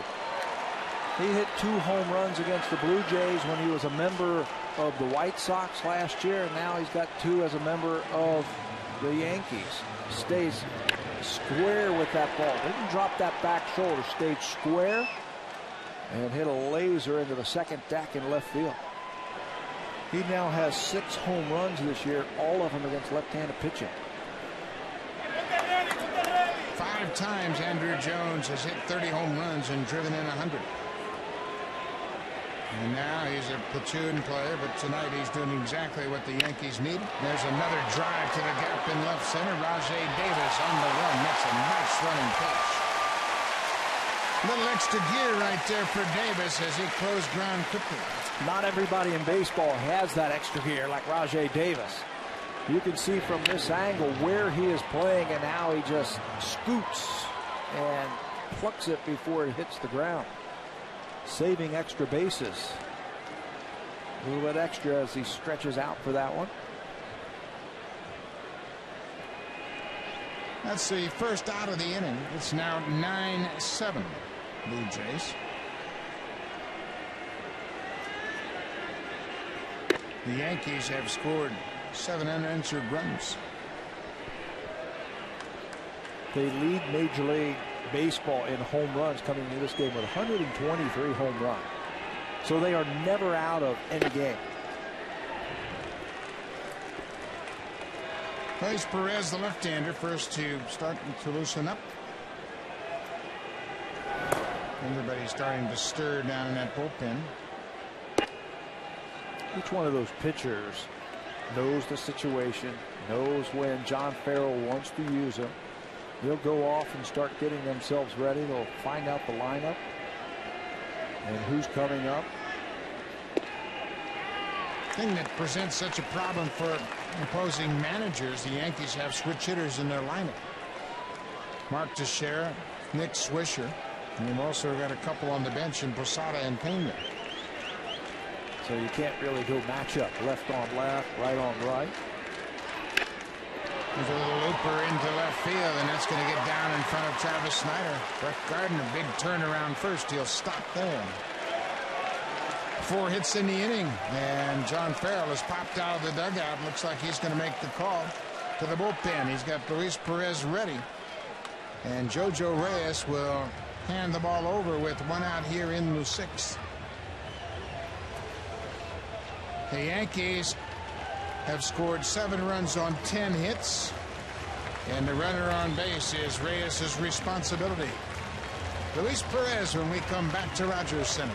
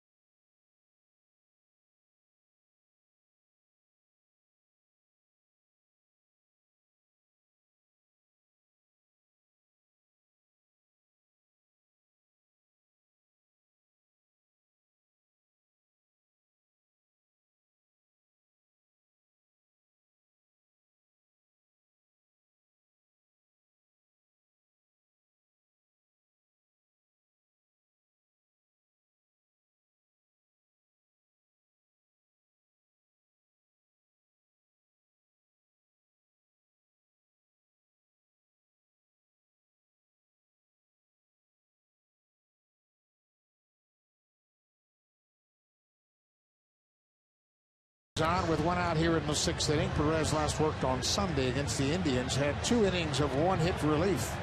Walked 2 and struck out 2. They might need multiple innings from Luis Perez tonight, and 1/3 of his 21 games this year have been 2 innings or more. Comes in with a good fastball that's got movement in the strike zone, a breaking ball. And right now they need strikes. Andrew Jones, 2 home runs, 4 RBIs tonight. That's his 42nd multi-home run game of his career. And Jones has been the big factor in the Yankees getting back into this ball game. So back to the top of the order. Derek Jeter is 0 for 2 with a walk.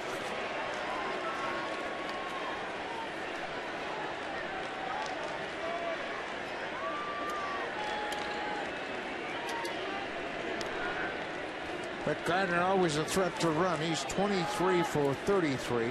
Caught a little bit more frequently this year than we've seen in the past. A lot of those were early this season for Brett Gardner. He's much better lately.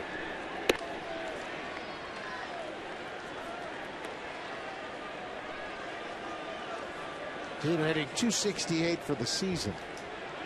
One of the best hit and run guys in all of baseball.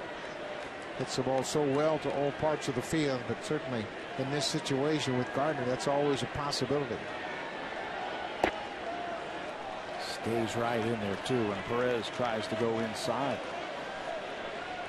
Got some options with just 1 out. You mentioned Brett Gardner is 18 for his last 22 stealing bases.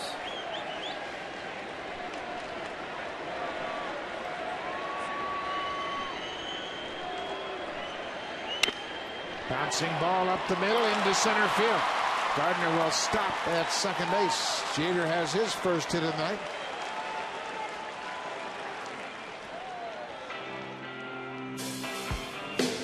It's Canada's best-selling car 13 years in a row. Honda, the official vehicle of the Toronto Blue Jays. 2 on, 1 out. The Yankees have now out-hit the Blue Jays 11-10. And they've got a player up there now in Granderson with those 25 home runs. Can put them ahead with one swing.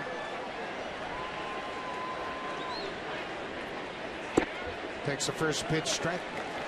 Biggest turnaround in Granderson's career is his ability to hit against left-handed pitching since he's joined the Yankees. 9 home runs against lefties. He's at 263.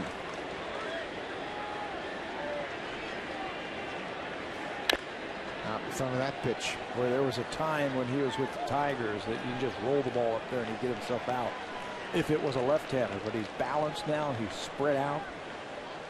He's keeping 2 hands on that bat. Very level swing. And very dangerous against left-handers.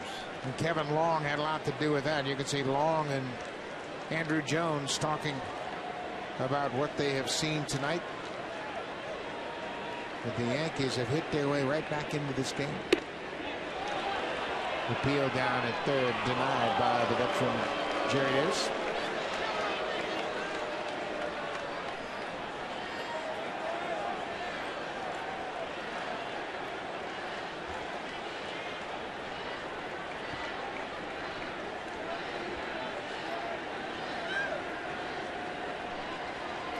Off the end of the bat, the breaking ball had Granderson fooled. The Yankees are in the midst of an 8-game road trip, and it's unusual. They have 2 4-game series back-to-back here at Rogers Center, and then they go to Tropicana Field to take on Tampa Bay. Right out of the chute after the All-Star game. You mentioned that they have more road games in the second half than home game.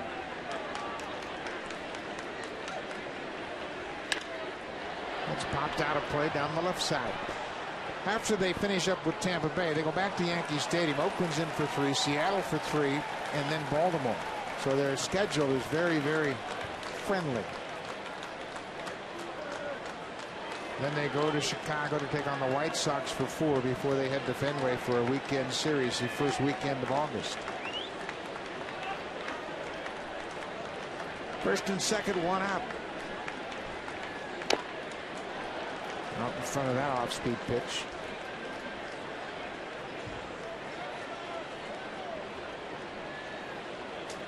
Luis Perez making some adjustments against left-handed hitters. Gave up a big home run to Chase Utley in the Phillies series, and then the grand slam to Travis Hafner. But it's all about learning what to do, what counts to really be aggressive, and what counts to be a little more discreet. There's a breaking ball, gets Granderson, a big strikeout for Perez. When he's down, he's good. The home run to Chase Utley was up. The home run to Hafner was up. And now here, breaking ball, down. And he gets the out as Aaron Sebia smothers that one for the second out. With that great movement that he has with his fastball, when he's down, he's going to get a lot of ground ball outs. And he's going to keep the ball in ballpark. Mark Teixeira. Bouncing ball. Hill at second. Plenty of time, and Perez gets out of it. Gives up a base hit, but gets Granderson and Teixeira. The Yankees still trail by 2.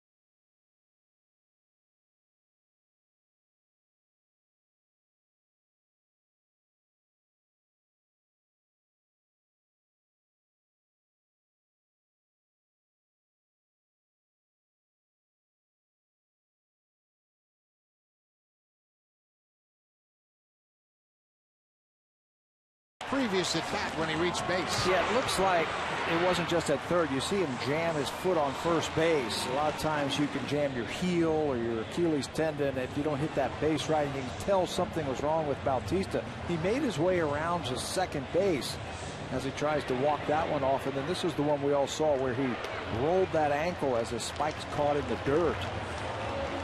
And he grimaces in pain, but he was able to walk off the field, which is always a good sign.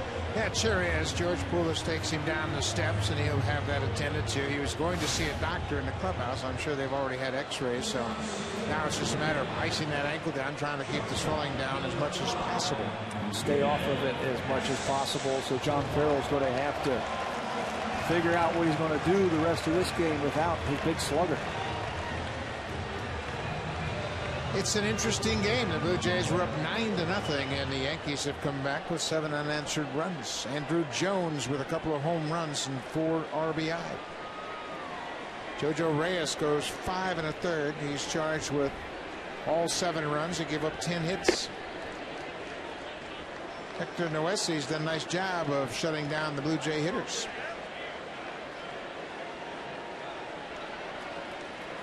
This is where his starter background really becomes an asset. He had made over 20 starts last year in minor leagues for the New York Yankees. Makes this team now, you talked about him ping-ponging back and forth between AAA, but you can see the value of a guy, a young guy, who can give you multiple innings out of that bullpen.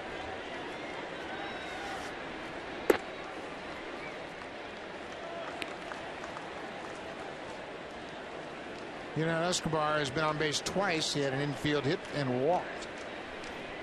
1 for 2. Right on the outside corner.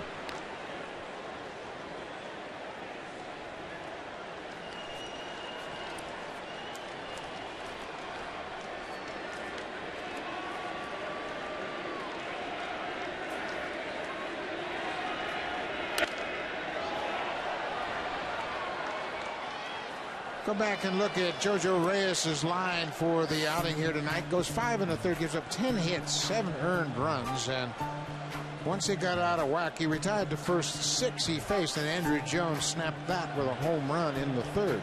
They would add a couple more runs. It's that 1 inning. Escobar with his 2nd hit of the night starts off the 6th.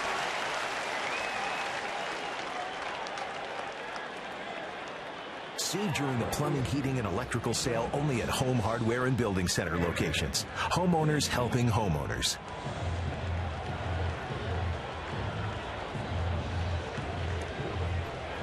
So leadoff man aboard here for Eric Thames. Thames has had a couple of doubles. Good start to his night, hitting .318 for the season. One of the young guys that Alex Anthopoulos, the GM, talked about, bringing some energy and some balance in the lineup. And when you talk energy, it's just the way he runs the bases, the way he plays the game, the enthusiasm he brings to the ballpark every day. Gets jammed on this pitch, and it's playable for Nunez. Thames is up. We have seen him hit that pitch out of the ballpark somehow, that inside pitch, and that is going to be a pitch that he's going to get a lot of here in the 2nd half. I think teams are going to try and pound him in, make him get hit the head of the bat out. So just another thing to work on. John McDonald will bat for the first time. He came in defensively, taking over for Jose Bautista in the 5th.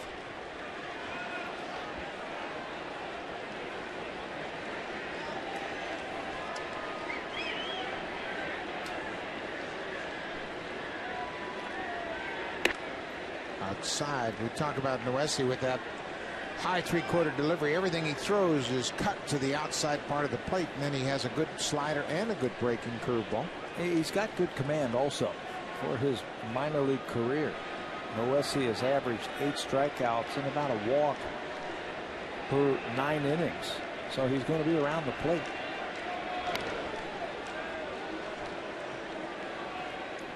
Add-on runs, that's what the Blue Jays are looking for right now. Just stop the momentum that the Yankees have created with those 2 big innings. That's probably the biggest thing about the whole game. You got to be able to score a run just so the Yankees don't feel like they can come back without any challenges.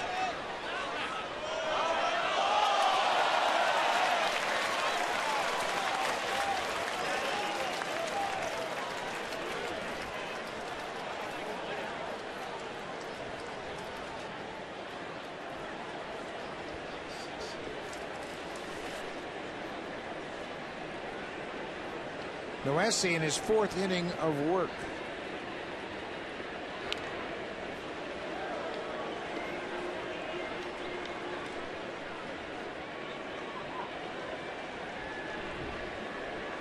Boone Logan, the left-hander, the only left-hander the Yankees have, starting to loosen up.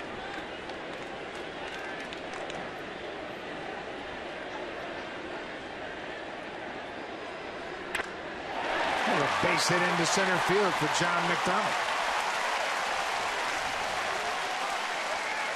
Jose Bautista had a good defensive play during the All-Star game, but once again you'll notice it's his right ankle that hits that wall down the right line. Plays the game the only way he knows how, all out. And that right ankle, the last couple of times he has put on the baseball uniform, has taken a beating. Slides to make that catch against Brian McCann, and then a couple of times here tonight. But you know, this time of the year you get worn down, you're a little tired, and then you have something like that. You bang up your ankle once, and it's going to be a lingering thing, and then seem to really come to a head on that slide at third.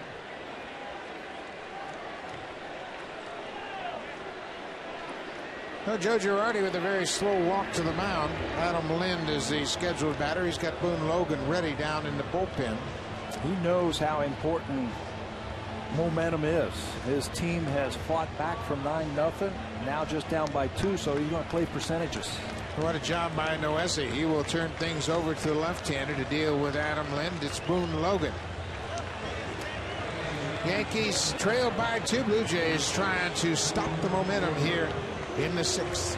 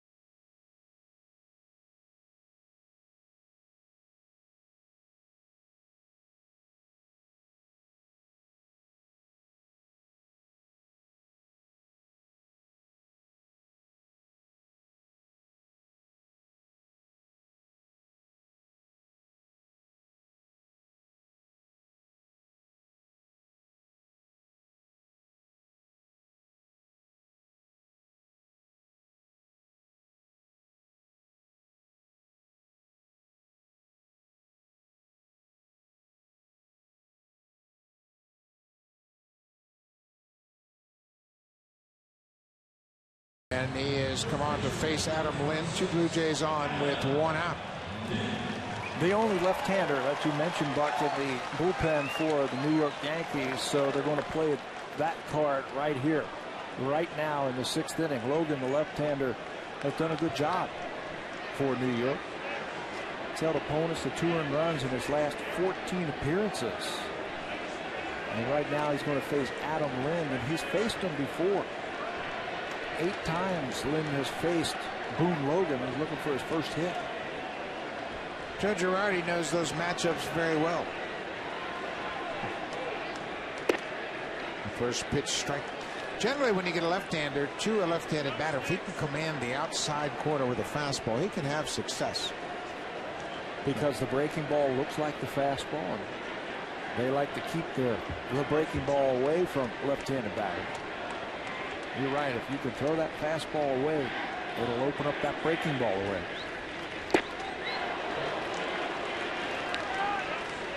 Two pitches. Logan's ahead. Adam Lind has hit left-hander as well, but as Pat mentioned, he has yet to figure out Boone Logan.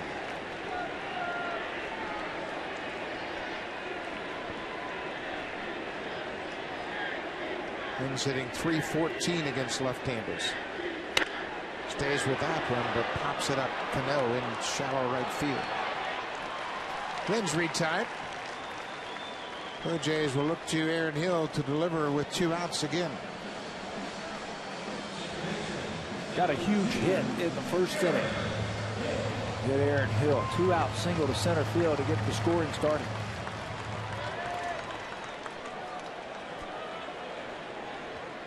Escobar at second. John McDonald at first.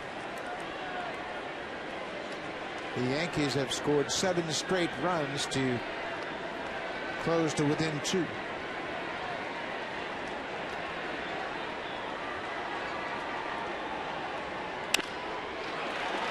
Deep it short. No play at second. McDonald beats the throw. Hill has a hit. Good job by John McDonald to get a good break with 2 outs. It's an infield hit for Aaron Hill. Well, if you are that back runner at first base and there is a runner at second base, you can get out there. That's what McDonald does. Look at his secondary lead. He is almost halfway to second base when the ball is hit by Hill. There's his secondary. He reads it, and he makes it without a slide to second. Pretty obvious when you don't have to slide. And McDonald did a good job. That keeps the inning alive for the dangerous Edwin Encarnacion.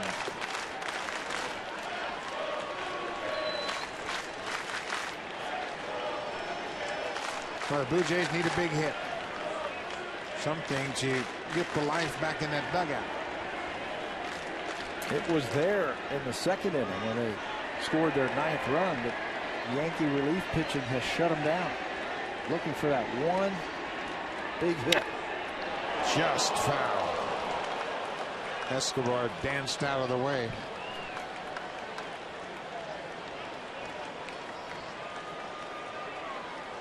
Interesting numbers for Encarnacion in his season splits. He's hit just .210 against lefties.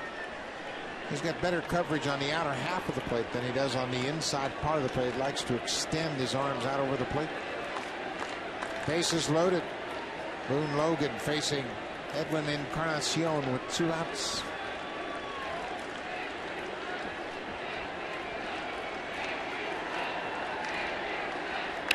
There's a base hit to left field. Escobar comes in. McDonald's on the way home. The ball is cut off the throw to third in time.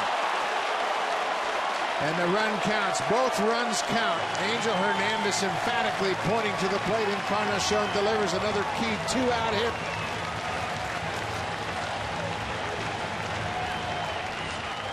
You have to position yourself behind home plate, and that's Angel Hernandez saying 1 and 2 runs will score.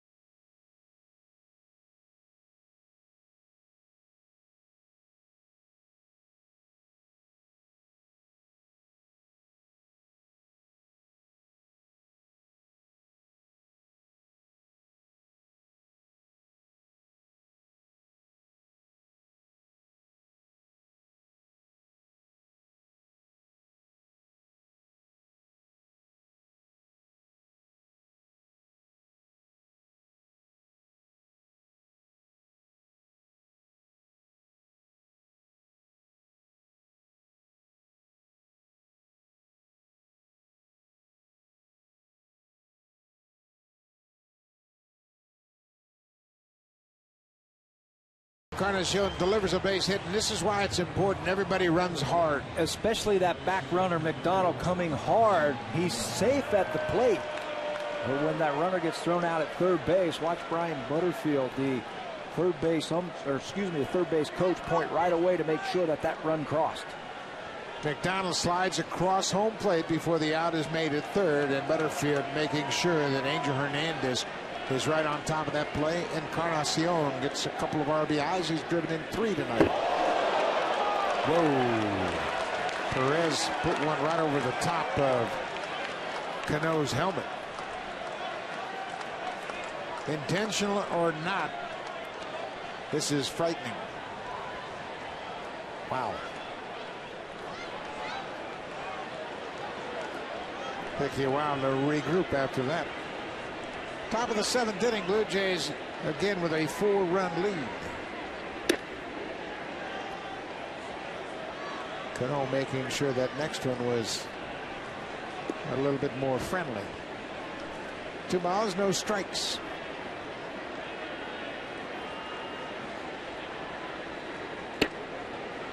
Inside again. It was pretty obvious where they want to go against Robinson Cano. Inside. They want to crowd him a little bit with those fastballs. But right now, they got to think about getting outs. Get back in that dugout as quickly as possible. And I think that's why you see Aaron Sebia saying, get the ball down, take your time. There's a strike, 3-1. It's exactly the mindset now of John Farrell, Bruce Walton, the pitching coach. Walton on Wakamatsu, the bench coach. Everybody's saying, okay, let's just get some outs. Don't encourage the Yankees. They can get back into this thing. They've already erased a 9-run deficit tonight. Broken bat, base hit. When you can hit with half a bat. And he can hit. Shows you how strong Robinson Cano is, that you can shatter a bat like that and it can end up right about where Aaron Hill starts and you can still get it through the infield. There is Aaron Hill where he starts. That's where the head of the bat's going to end up, but the ball's going to end up in center field.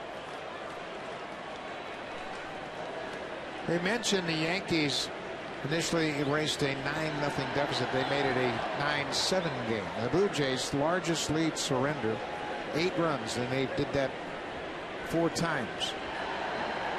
Most recently, July 25th, 2009, against Tampa Bay.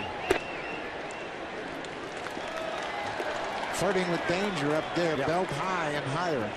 Got against a club that leads the major leagues in home runs. They've had another multi-home run game, the Yankees. Compliments of Andrew Jones. That's their 32nd, which is the best in all of baseball. And you are right. You are flirting with disaster when you're throwing the ball up there. The Yankees have the swagger the Blue Jays are looking for. No matter what the score is, they always feel like they can come back and win a game. Bounced foul. That was a good pitch there, down. And with the movement again that Perez has on his fastball, he's going to get a lot of ground ball outs if he keeps the ball down.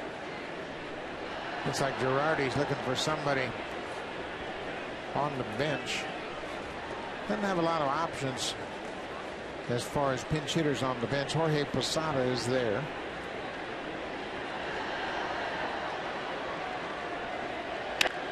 Bounce to third. McDonald quickly to Hill at second. Back to first in time. Boy, John McDonald unloaded that ball in a hurry, and Aaron Hill off balance, off stride, still got enough on the throw to turn the double play. Get it to the inside part of the bag and let the second baseman do the rest. It isn't pretty like you see it happen with most second basemen, but it's effective. Catch it, unload it. John McDonald's got the quickest hands in baseball. That ball didn't stay in his glove half a second.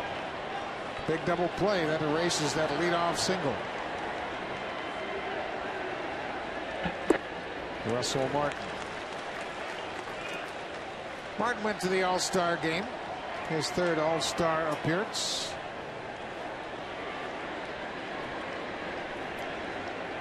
A lot of Martin fans here. He was born in North York, grew up in Montreal.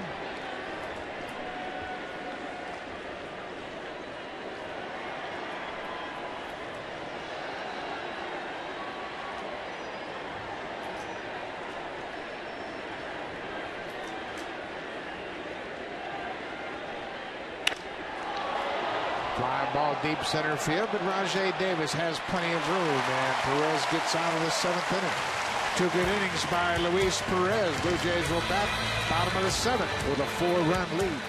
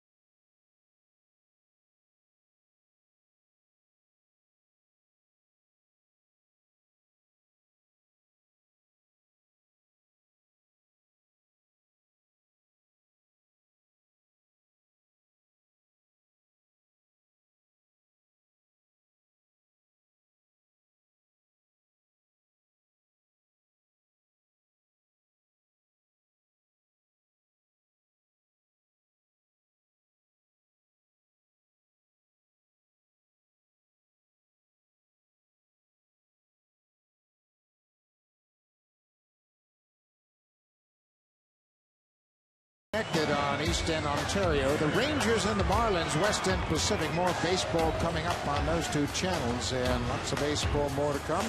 Sportsnet Connected will bring you up to date with everything that's going on around the baseball world, including the Cleveland Indians having it way with the Baltimore Orioles starting off the 2nd half. Big crowd on hand here at Rogers Center. The opener of 4 games against the Yankees. 36,465 in attendance.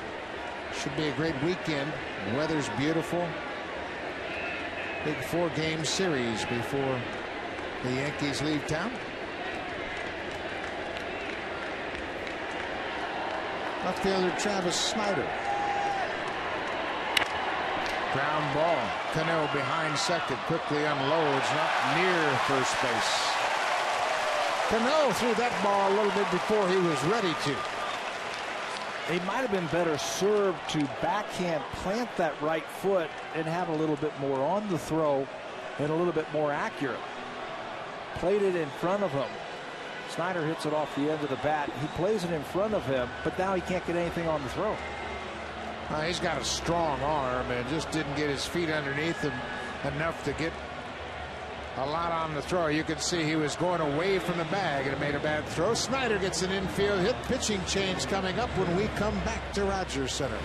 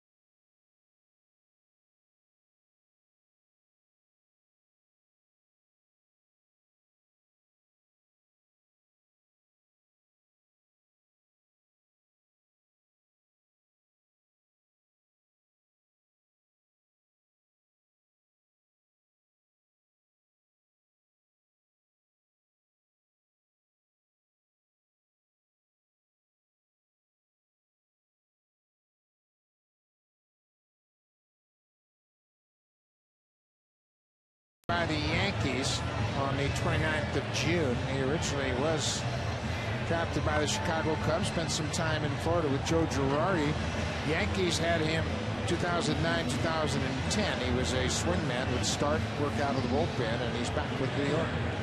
Once again, that trade, he traded him to the Yankees, or to Milwaukee from the Yankees back in March. Chris Dickerson came back to the Yankees. We saw Dickerson earlier this year. Mitre's got the turbo sinker fastball. Will get a lot of ground ball outs when he gets it down. Spins a breaking ball up there also. He has started a few games, but mostly been out of the bullpen for the Yankees now.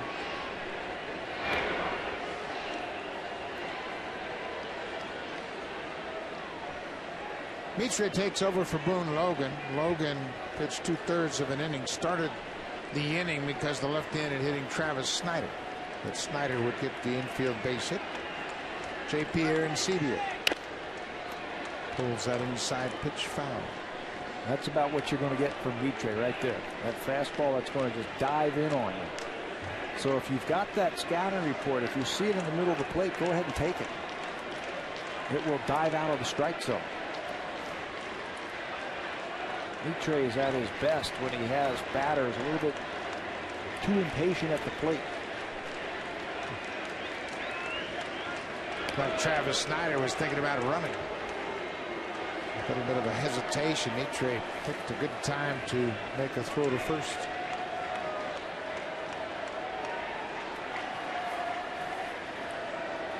Nobody out. There goes Snider. Pitch out. Russell Martin's throw into center field. Snider quickly up, headed for third. Well, the Yankees did everything right. They guessed with Snider. They called the pitch out, but Russell Martin airmailed it into center field. They have picked on Martin a lot this year. This is the 71st attempt against Russell Martin. And the 51st attempt that they are successful. They guessed right. Pitch out. It sails on him. Martin will be charged with his 7th error of the season as the ball goes into center field. Snider has his 6th stolen base and a big run out at third base. Infield is drawn in. Arancibia drives it down the left field line. That's a fair ball all the way to the wall. Snider jogs in. Arancibia headed for second, and he beats the tag of Cano.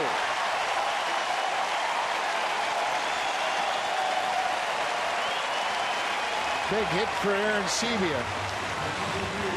The RBI double all the way to the wall and left. He makes him get the ball up. That's the important thing. Make Mitre get that sinking fastball up, and you can have swings like this. Arancibia into the corner. He will pick up his 39th RBI as Snider crosses the plate. Makes it 12-7.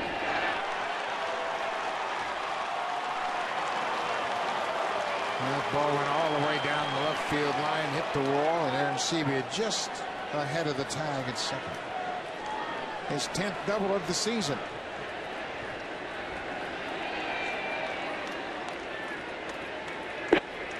Rajay Davis lays off that breaking ball. Boy, the word has gotten out. Everybody throws Davis breaking balls. And if he's patient enough, make him throw for a strike. Don't help him out. And in the last 10 days or so, Rajay has been very patient at the plate. He knows what they're trying to do to him.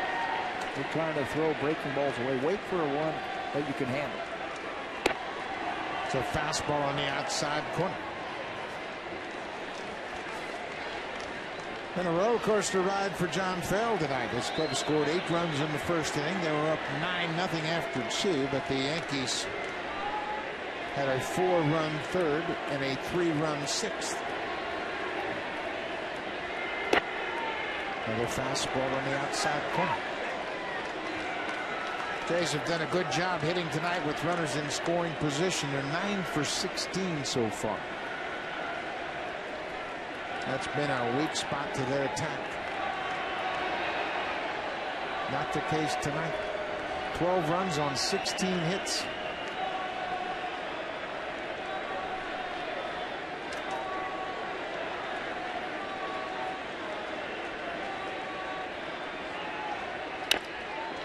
bunts to the right side. Aaron Sebia will go to third. Davis is retired.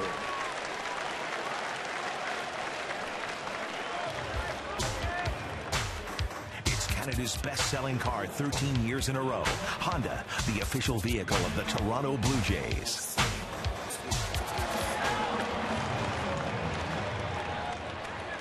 Blue Jays have had their hitting shoes on lately, including tonight. They have had 74 hits in their last 6 games, including a big series in Cleveland. A couple more hits tonight for Yuno Escobar, and an opportunity to get another ribby. He started and wanted to stop but couldn't. Mitre gets ahead. Opportunity for Escobar. Boy, if there was a at bat that really makes you get the ball up, this is it. Yeah, you got to make him get the ball up so you can get the ball into the outfield. Infield in. That won't do it. Jeter looks at Aaron Sebia at third, and Escobar's retired. So Eric Thames has a chance against the right-handed pitching Mitre. Last time up, fastball inside, and he was upset with himself as he went back to the dugout, popped up, made an out. Wonder if Mitre is going to try that on the inner half right away. Rob Thompson, the third base coach, directing the infield.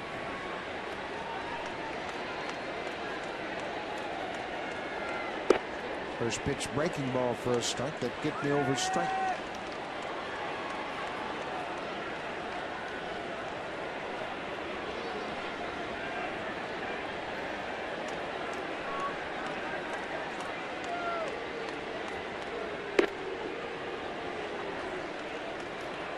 Mitre thought that might have been a strike as well. Well, he's got great movement on that fastball. It will lock up left-handed batters, thinking that the ball is going to be inside, and it will leap back over the middle of the plate. Bouncing ball up the middle, base hit for Thames. A 3-hit night. He drives in Aaron Sebia. And Thames' average continues to climb. The theme of this game for the Blue Jays tonight is clutch hitting. Thames stays right with that pitch. They did not go onto the inner half against him. They kept the ball away, and he hits it back through the middle. Thames will be lifted in favor of the pinch runner. Corey Patterson will take over running at first base. Eric Thames, a 3-hit night, 3 for 5 with 3 RBI. He can hit. Yes. He's got a good idea.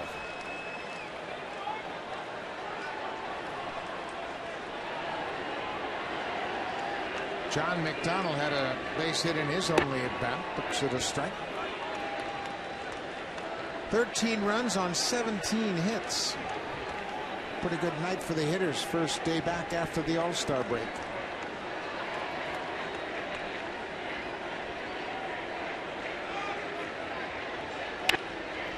Pulled to third. Bobbled by Nunez. Just in time at second. Cano held his ground in time to force Corey Patterson. Then an adventure tonight for Nunez. Eric Thames, a 3-hit night. He drove in 3. A bang-bang play after the bobble at third.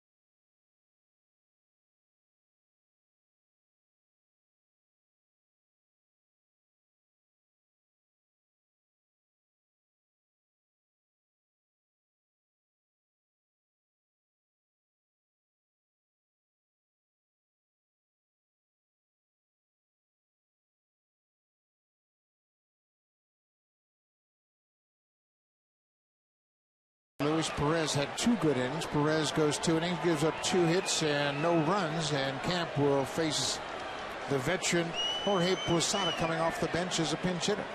Camp now with his 40th game of the season. That gives the Blue Jays 3 relievers with at least 40 appearances so far this season. Blue Jays up by 6. Posada takes one outside. Jorge Posada got off to a slow start, starting to swing the bat a little bit better. His playing time has been reduced dramatically with the acquisition of Russell Martin. Posada hitting .292 since May 8th. Covers a span of 130 at bats. Bounce to first. Camp gets there in plenty of time. Posada's retired first out of the 8th.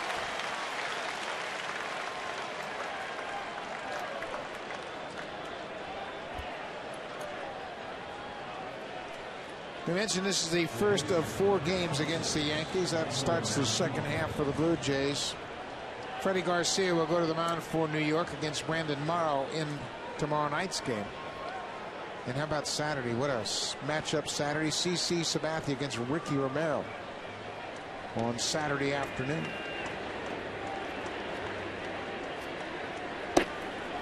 Eduardo Nunez is 0 for 3. He's hit the ball hard.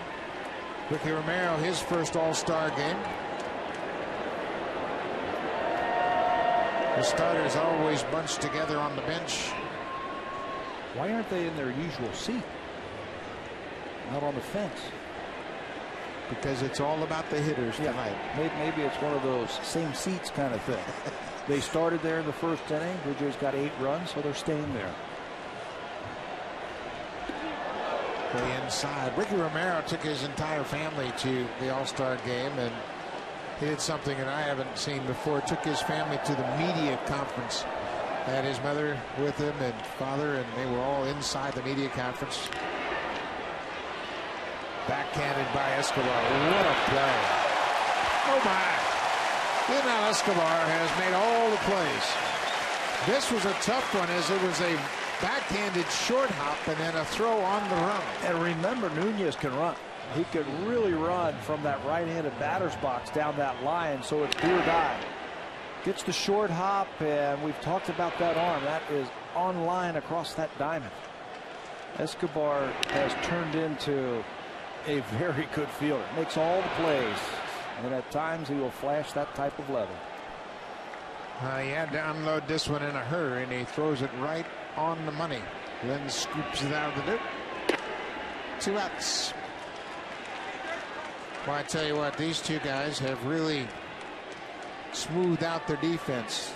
Lynn played first base his whole life, back to high school and college, and just took him a little while to get reacclimated, but he has not been an issue defensively. There were some questions going into spring training about the Blue Jays, one of them being, can Adam Lynn play first base? Now this is a nice scoop here. Stay down right with that ball and just take it, pluck it right off the dirt. Also, is Escobar the long-term answer at shortstop? And he is showing it this year that he can do it. Brett Gardner rifles one down in the right field corner. Corey Patterson digs it out, but Gardner has a 2-out double. His 13th double of the season. Gardner's had a 3-hit night. That's the thing about Gardner. You know, you throw him a ball that he can hit. He's a good hitter. Eventually, he is going to be hitting at the top of the lineup for the Yankees. Pitch on the inner half, a lot like Jacoby Ellsbury. He's starting to show a little bit more power, and he's got great speed. You remember when the Blue Jays first saw the Yankees this year, he was mired in a terrible slump. Looked like he'd never get another hit. And he has turned it around dramatically. Blue Jays saw him at the end of April. He was hitting 169.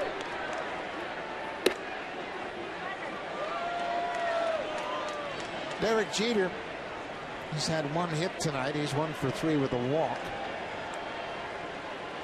3,005 hits now for his career.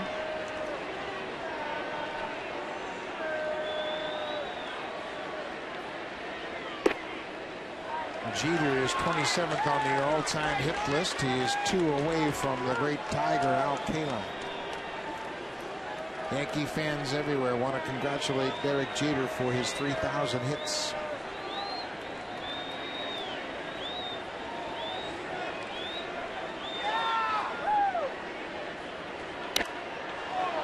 Not only does he become the first Yankee to get 3,000 hits, he becomes the first baseball player to wear a New York uniform to get 3,000 hits. That's amazing. When I saw that note, now you're talking about the New York Mets, New York Giants, Brooklyn Dodgers, and Yankees.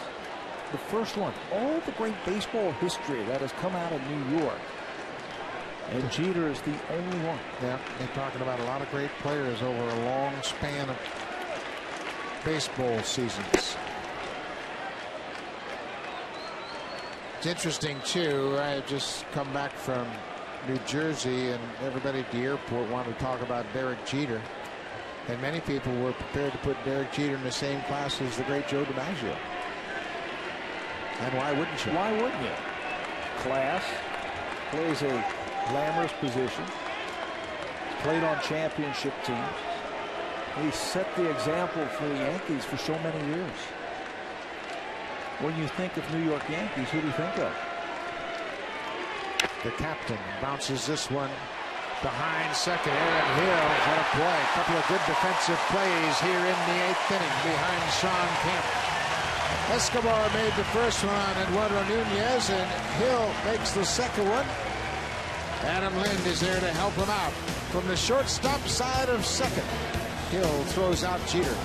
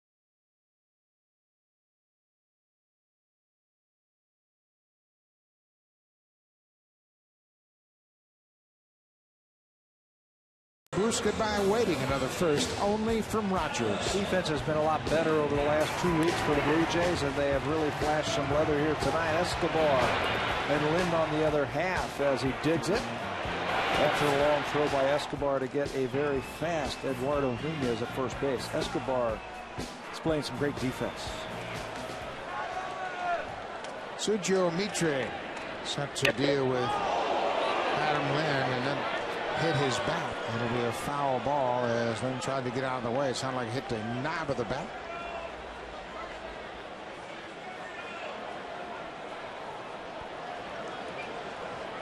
Fastball inner half, and it hit his bat as he dropped it to get out of the way. Watch this. Hit it right on the handle of that bat.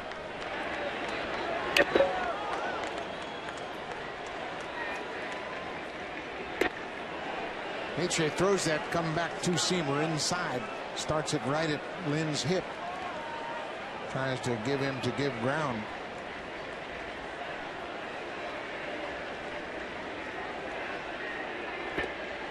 Breaking ball. Jack Davis said no swing on the appeal down at third. We're in the bottom of the 8th. It has been a back and forth seesaw affair. Blue Jays had a 9-0 lead after 2. And the Yankees scratch back behind the big bat of Andrew Jones. Jones hit 2 home runs tonight. Drove in 4. His 42nd multi-home run game of his career. Both those home runs came against JoJo Reyes.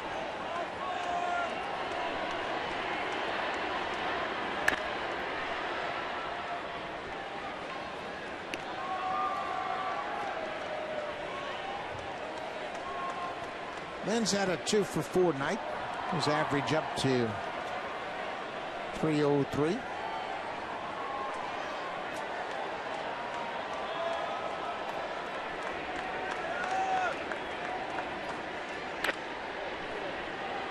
Changeup with a little sink on it. Yeah, it looks like a fastball. It's got the same kind of movement on it, but not as hard. Take a little something off, trying to get Lynn out in front. Lynn looking for his 3rd hit tonight.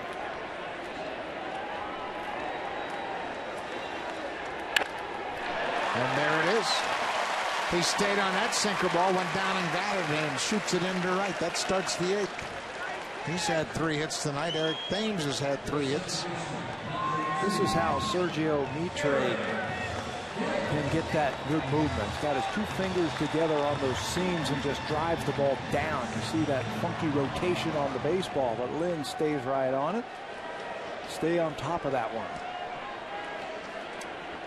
6 Jays have had 2 or more hits tonight. They've really spread the offense around.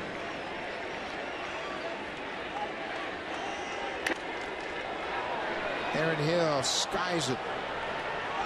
Second baseman Robinson Cano waits for it. John Farrell has seen a little bit of everything tonight, and Jose Bautista left the ball game. He appeared to sprain his ankle sliding into third base on a double play. Here's the play at third. He rolls over that right ankle and would leave the ball game. We have been since told that it's a sprain. He is day-to-day. Hopefully we'll have good news tomorrow, but he walked off the field under his own power. The irony of that is, when I came through the airport last night, Customs Inspector Starr stopped me and said, "What's Bautista doing sliding in an all-star game?" That's how he plays the game. And that's how he plays the game, but everybody was concerned about that. This is going to get down in front of Curtis Granderson, and Encarnacion has a hit. Adam Lynn does a good job going first to third. And Encarnacion's had another big night. He has a 3-hit night. 4th time that he has been on base. Looping breaking ball. It just hangs up for Encarnacion. He's also driven in 3 runs. Lucky that one didn't leave the ballpark from where it was, right over the middle of the plate. Hits it off the end of the bat. And now a chance for Snyder to have a 3-hit night. This is a good matchup for Travis Snyder. He's a low ball hitter, and that sinking fastball works down over the plate. And if he stays on it, he'll be fine. Earlier this year, he was helicoptering off the pitch down and away. Pops this one up. Nunez gives it a look, but it's out of play.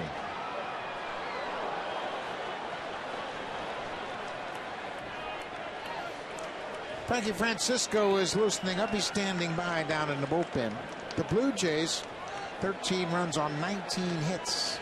19 hits, a new season high. Previous high came on May 29th against the White Sox, 18.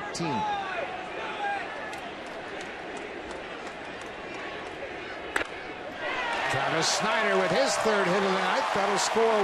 Encarnacion headed to 3rd. He'll be stopped there. 20 hits for the Blue Jays now. No problem with the 3 days off to the All-Star break. They must have done a lot of hitting in the cages to stay sharp, especially that guy right there, Travis Snyder. 20 hits. Snyder has a 3-hit night. Watch him stay in it. You were right. Low ball hitter. Stays on it. rips it into the corner for another RBI and another extra base hit. 14 runs, also a new season high, as they scored 13 against Minnesota in the opener.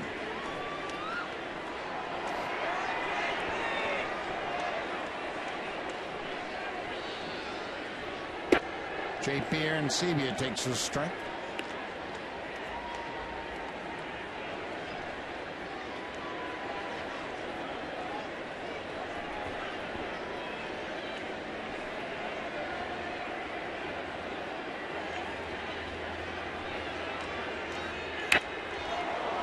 A pretty good pitch to hit. Breaking ball was up, out over the plate.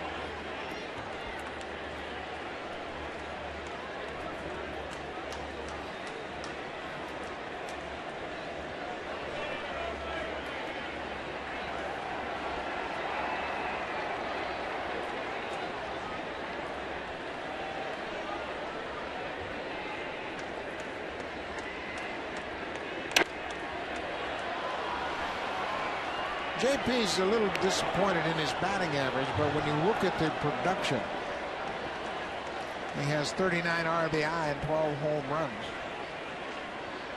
How about the extra base hits? 25 extra base hits in 250 at bats. That will get some production. It's in a hole, 0-2. Bounced it to short, off Jeter's glove. Here comes Encarnacion. He's going to score, and Snyder had literally moved to third. The infield was drawn in. Jeter will be charged with the error.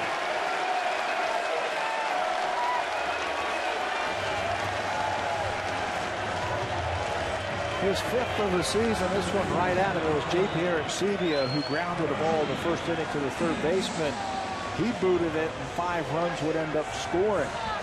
This one right at Derek, and it hops up, hits him on the heel of the glove.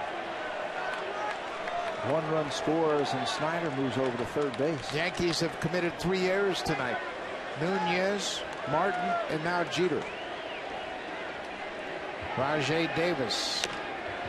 Bouncing ball to Teixeira wide at first, goes to second for the force. They get the lead runner, but Snyder comes in to score. Davis will pick up the RBI on the fielder's choice. It's 16-7.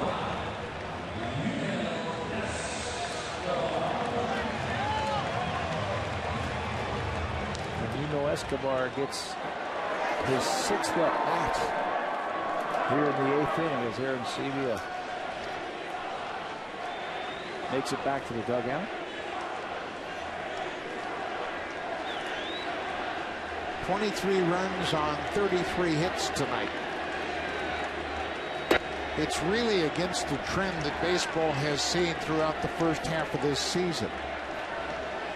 Through the first half of the 2011 season, baseball's had the lowest batting average since 1972. Team's batting average 253. And why is 1972 such a interesting year? That's the last year in the American League without the DH. But this is certainly a departure from the first half. Escobar with a foul grounder.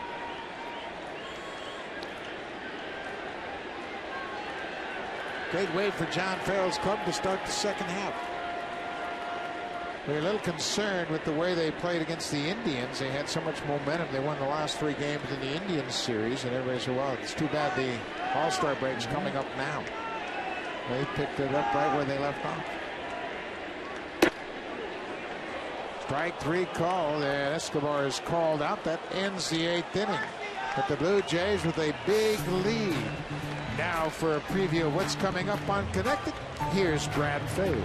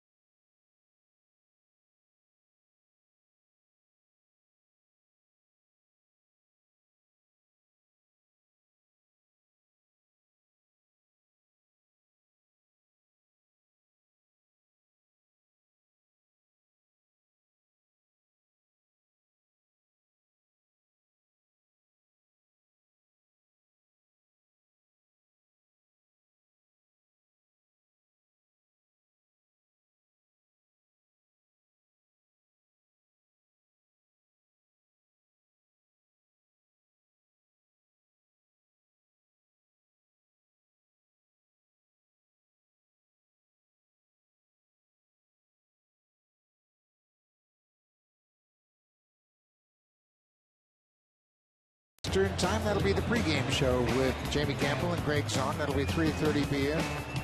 Pacific time. Jay's on Sportsnet. Game 2 of a 4-game series. He on in the ninth. Frank Francisco, the closer, trying to get some work. Last time we saw him 10 for 14 in save opportunities. That was in Cleveland. 2 hits and 3 earned runs in that inning, so he's going to try and work it out as Granderson is the first batter here in the ninth. Granderson with 2 RBI tonight has 65 ribbies for the season. Pops it up. Left fielder Travis Snyder takes a couple of steps in.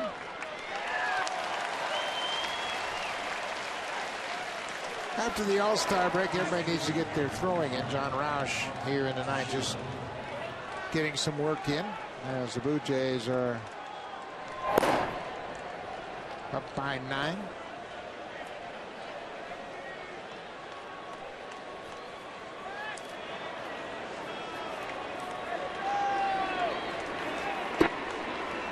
Mark Teixeira batting left-handed for the first time tonight. Teixeira is 1 for 4. Got an RBI on a ground out in the 3rd inning.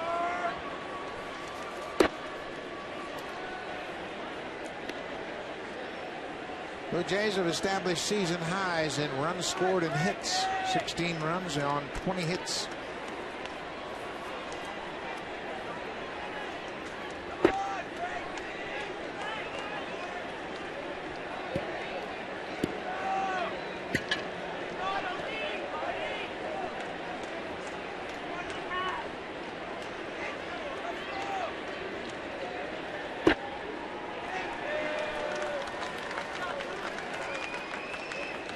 Three balls and a strike to the Yankee first baseman.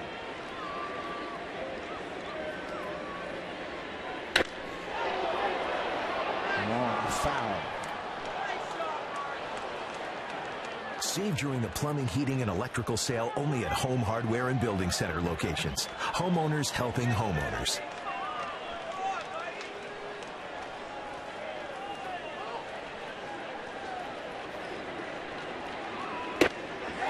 Good fastball from Francisco, 94. Teixeira strikes out for a second time. And you can go upstairs with the fastball, downstairs.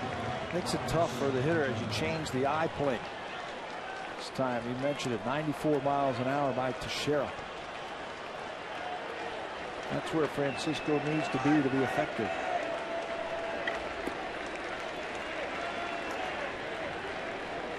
So the Yankees are down to their final out. Robinson Cano, the cleanup hitter, has a couple of hits tonight. Cano was the winner of the home run derby in Arizona at Chase Field Monday night. He's got a fluid swing and really generated a lot of long home runs. Late on that fastball. Real interesting aspect of that home run contest was Cano's batting practice pitcher was his father, Jose Cano. That was cool to be able to watch that, and I started seeing all those balls fly out of the ballpark. So Mr. Cano started throwing to a couple of other players. Eric Thames out of the game, but he's continuing to get instruction from the outfield coach, Torey Lovullo. OJ fans on their feet. Robinson Cano gets his 3rd hit of the night. Fights off the inside fastball. That base hit by Cano should now put him over 300 on the season. You make a mistake, you can pull it. Stays inside and he stays with another hit. 300 on the nose for Robinson Cano with a 3-hit night.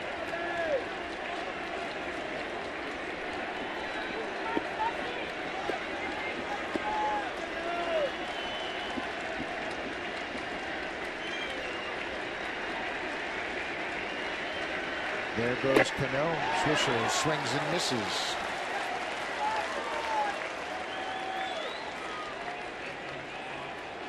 That's defensive indifference as Cano takes second.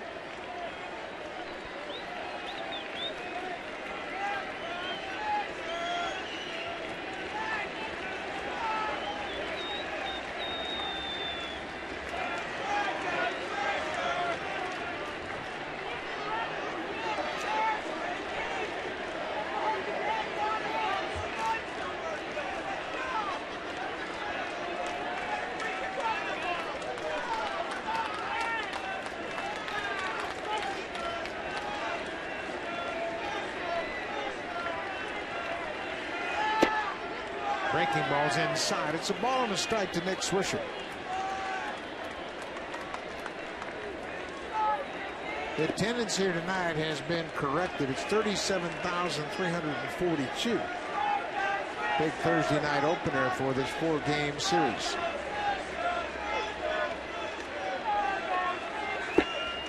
Ball in the dirt. 80s night. That's why they're here. Big 80s night crowd. They like the music. The DeLorean time machine is here at Rogers Center. They certainly played along with our theme of going back to the future. Blue Jays back to 1985. The way the bats have come out here tonight. Another good fastball from Francisco. Again, the Yankees down to their final step.